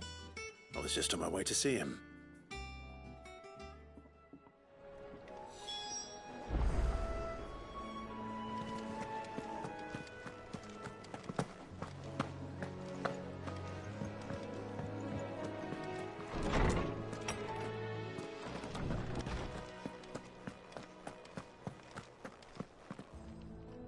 Ah, Clive. Were you able to locate your quarry? We were indeed, Lawsman. You pointed us in exactly the right direction. And Torgal's been a very happy hound ever since. Very good, very good. Lady Karen sends her thanks, by the way, for your part in solving the mystery. Ah. But that reminds me. After your last visit, I found myself pondering Torgal's talents. Do you recall our conversation concerning Lady Jill's role in Torgal's transformation? About how she somehow woke the power within him. Precisely that. A reasonable conclusion, I thought, but one which raised certain questions in my mind. You see, the Fenrir of legend served Shiva and Shiva alone. And while the powers attributed to him are certainly impressive, the records imply they are somewhat different in nature to those you described Torgal as having used. What are you suggesting? That Torgal may be the beneficiary of more than one icon's power. Consider that in addition to Lady Jill, he has served as a loyal companion to you, your brother, and even the late Cid. In short, the icons hitherto near at hand, or should I say at paw, have been diverse and plenty, and that number has only grown as the realm's dominance have fallen to your sword. One can but speculate as to how all of this has affected Torgal. He has seemed more fierce of late. And if I am not mistaken, he will grow fiercer still. We are fortunate indeed to be able to count him amongst our allies and not our adversaries. Oh, he's more than an ally. He's a friend.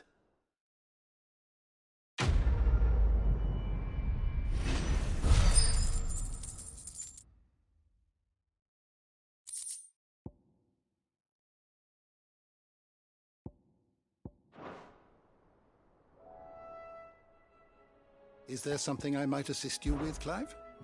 I have compiled some new entries, if you would like to see them.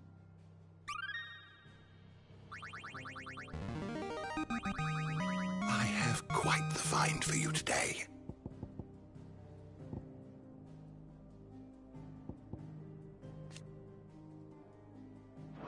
You wish to study the tomes?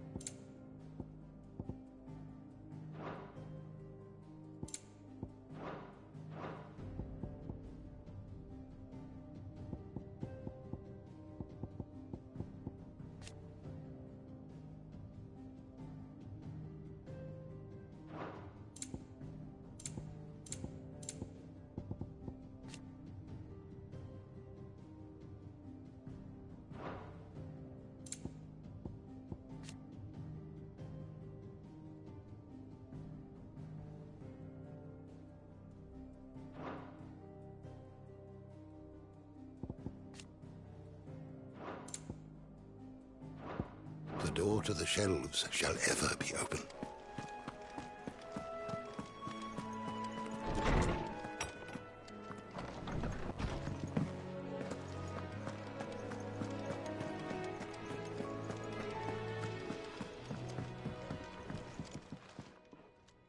Sorry for the wait, but hopefully you'll agree it was worth it. You learned something about that sword, then? I did better than that.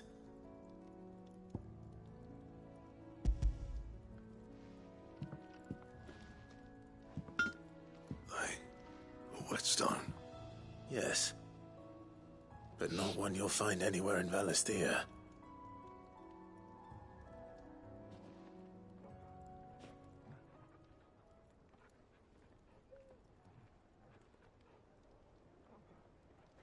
No wonder I couldn't get the same finish on the grinding wheel. One hit and all done, eh?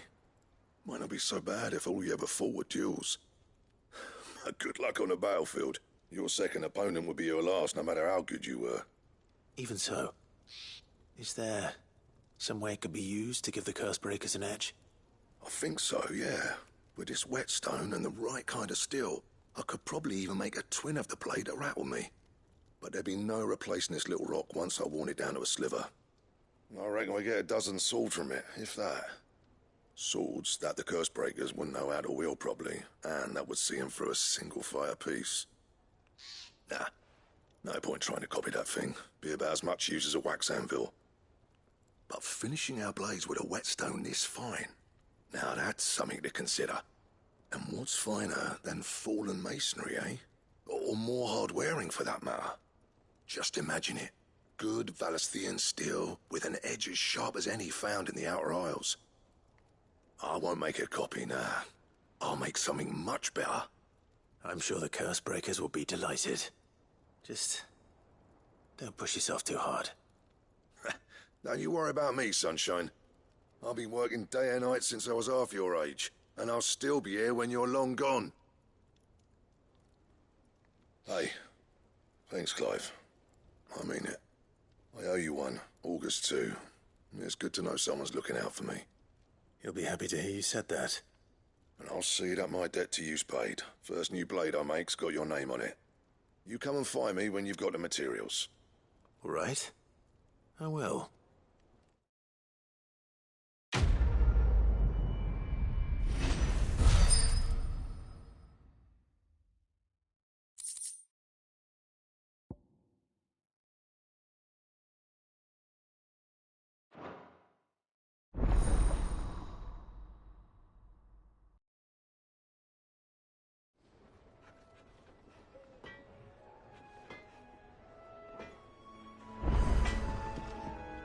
Clive? What's that for you, dear?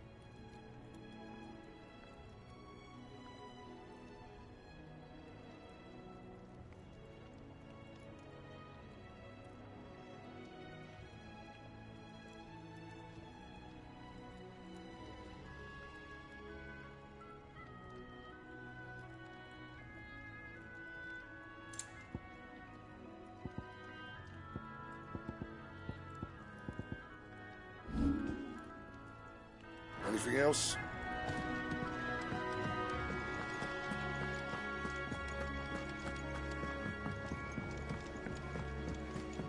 I don't know where Sid gets the energy.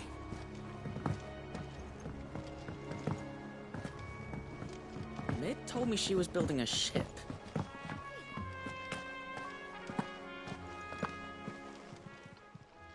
How are you doing? You off then? Oh, I wasn't expecting you back so soon.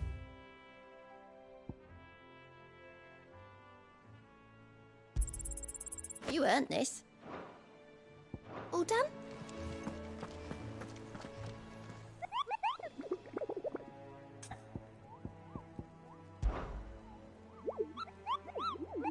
You mean the Iron Kingdom?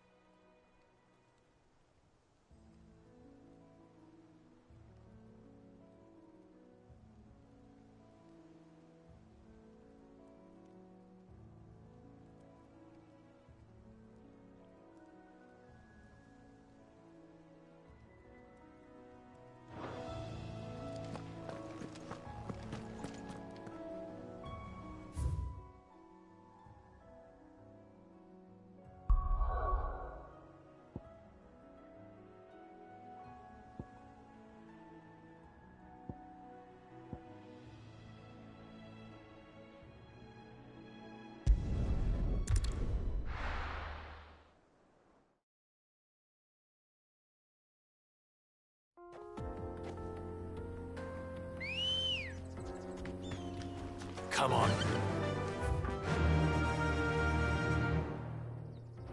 Yeah!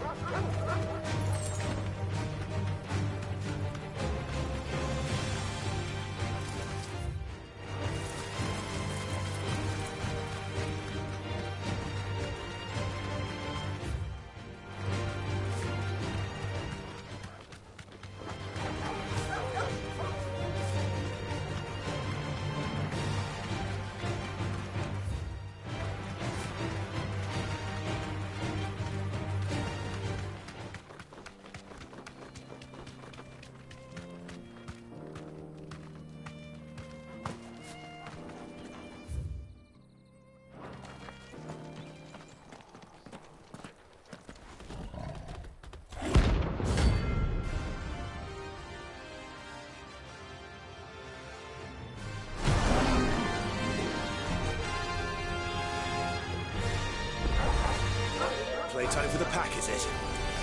Let me introduce you to mine.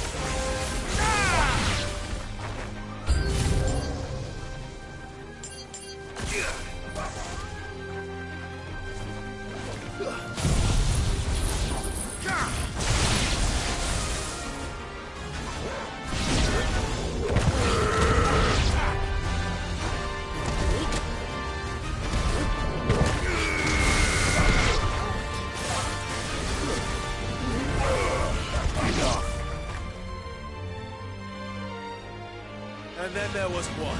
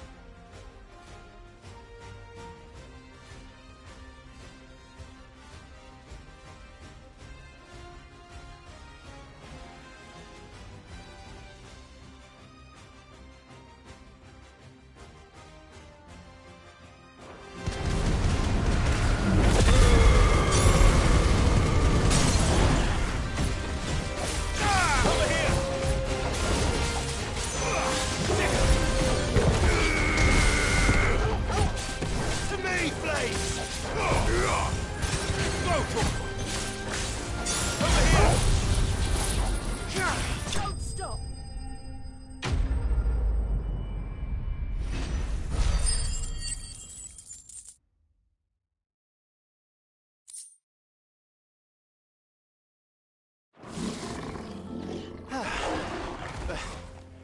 That wasn't too bad, was it, Torgal?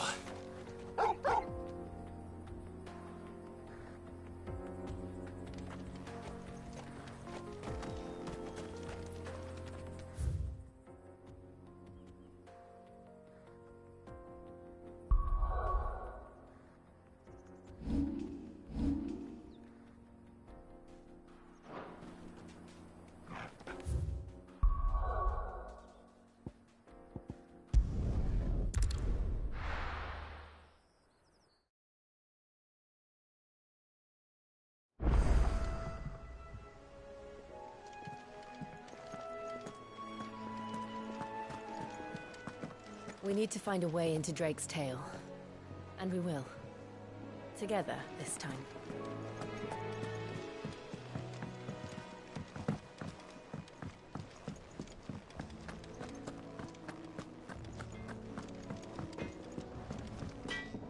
Back, are ya? So, what'll it be?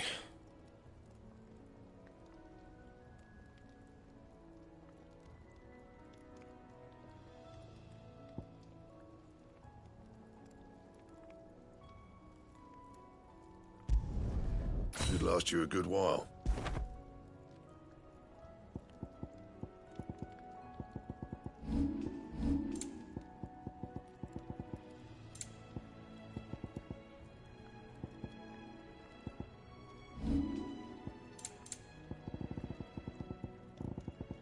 That it?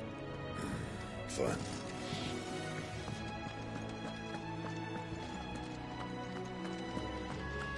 You cracked the crystal too.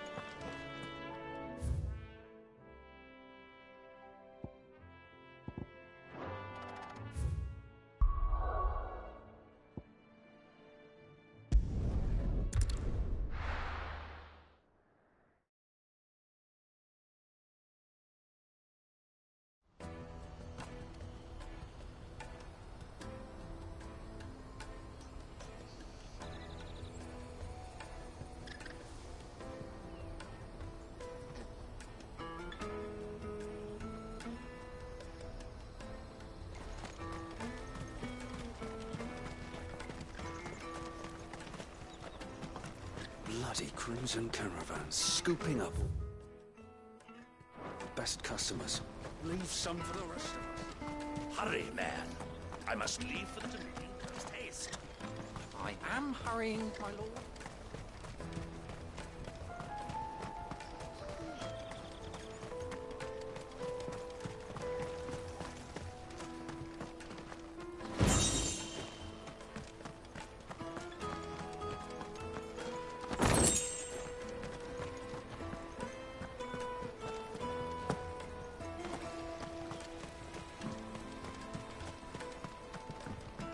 The brothers found another victim.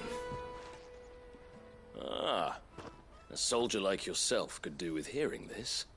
If ever you see a couple of brothers up in Lateney's Cleft, you just pass them right on by. And why is that? Because they're duplicitous bastards who make cutthroats and footpads look like upstanding citizens by comparison. What they do is befriend a passing merchant, someone new to the area, and steer them straight into the arms of bandits. The merchant dead and his murderers busy bickering over the poor bastard's wares. The brothers set to sweet-talking some other unsuspecting fool, a warrior. Now, the brave soul charges into the footpad's den thinking he's doing the realm a favour, and when he's done, the brothers sweep in and loot the bandits and dead merchant both.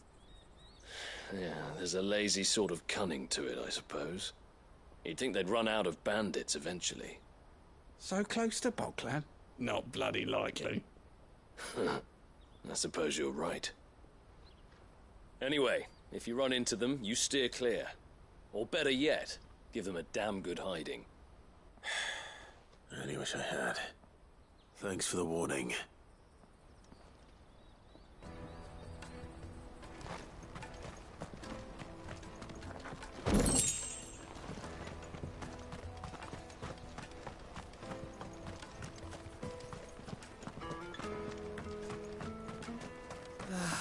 If our new arrivals had brought any more of them, we'd be rich.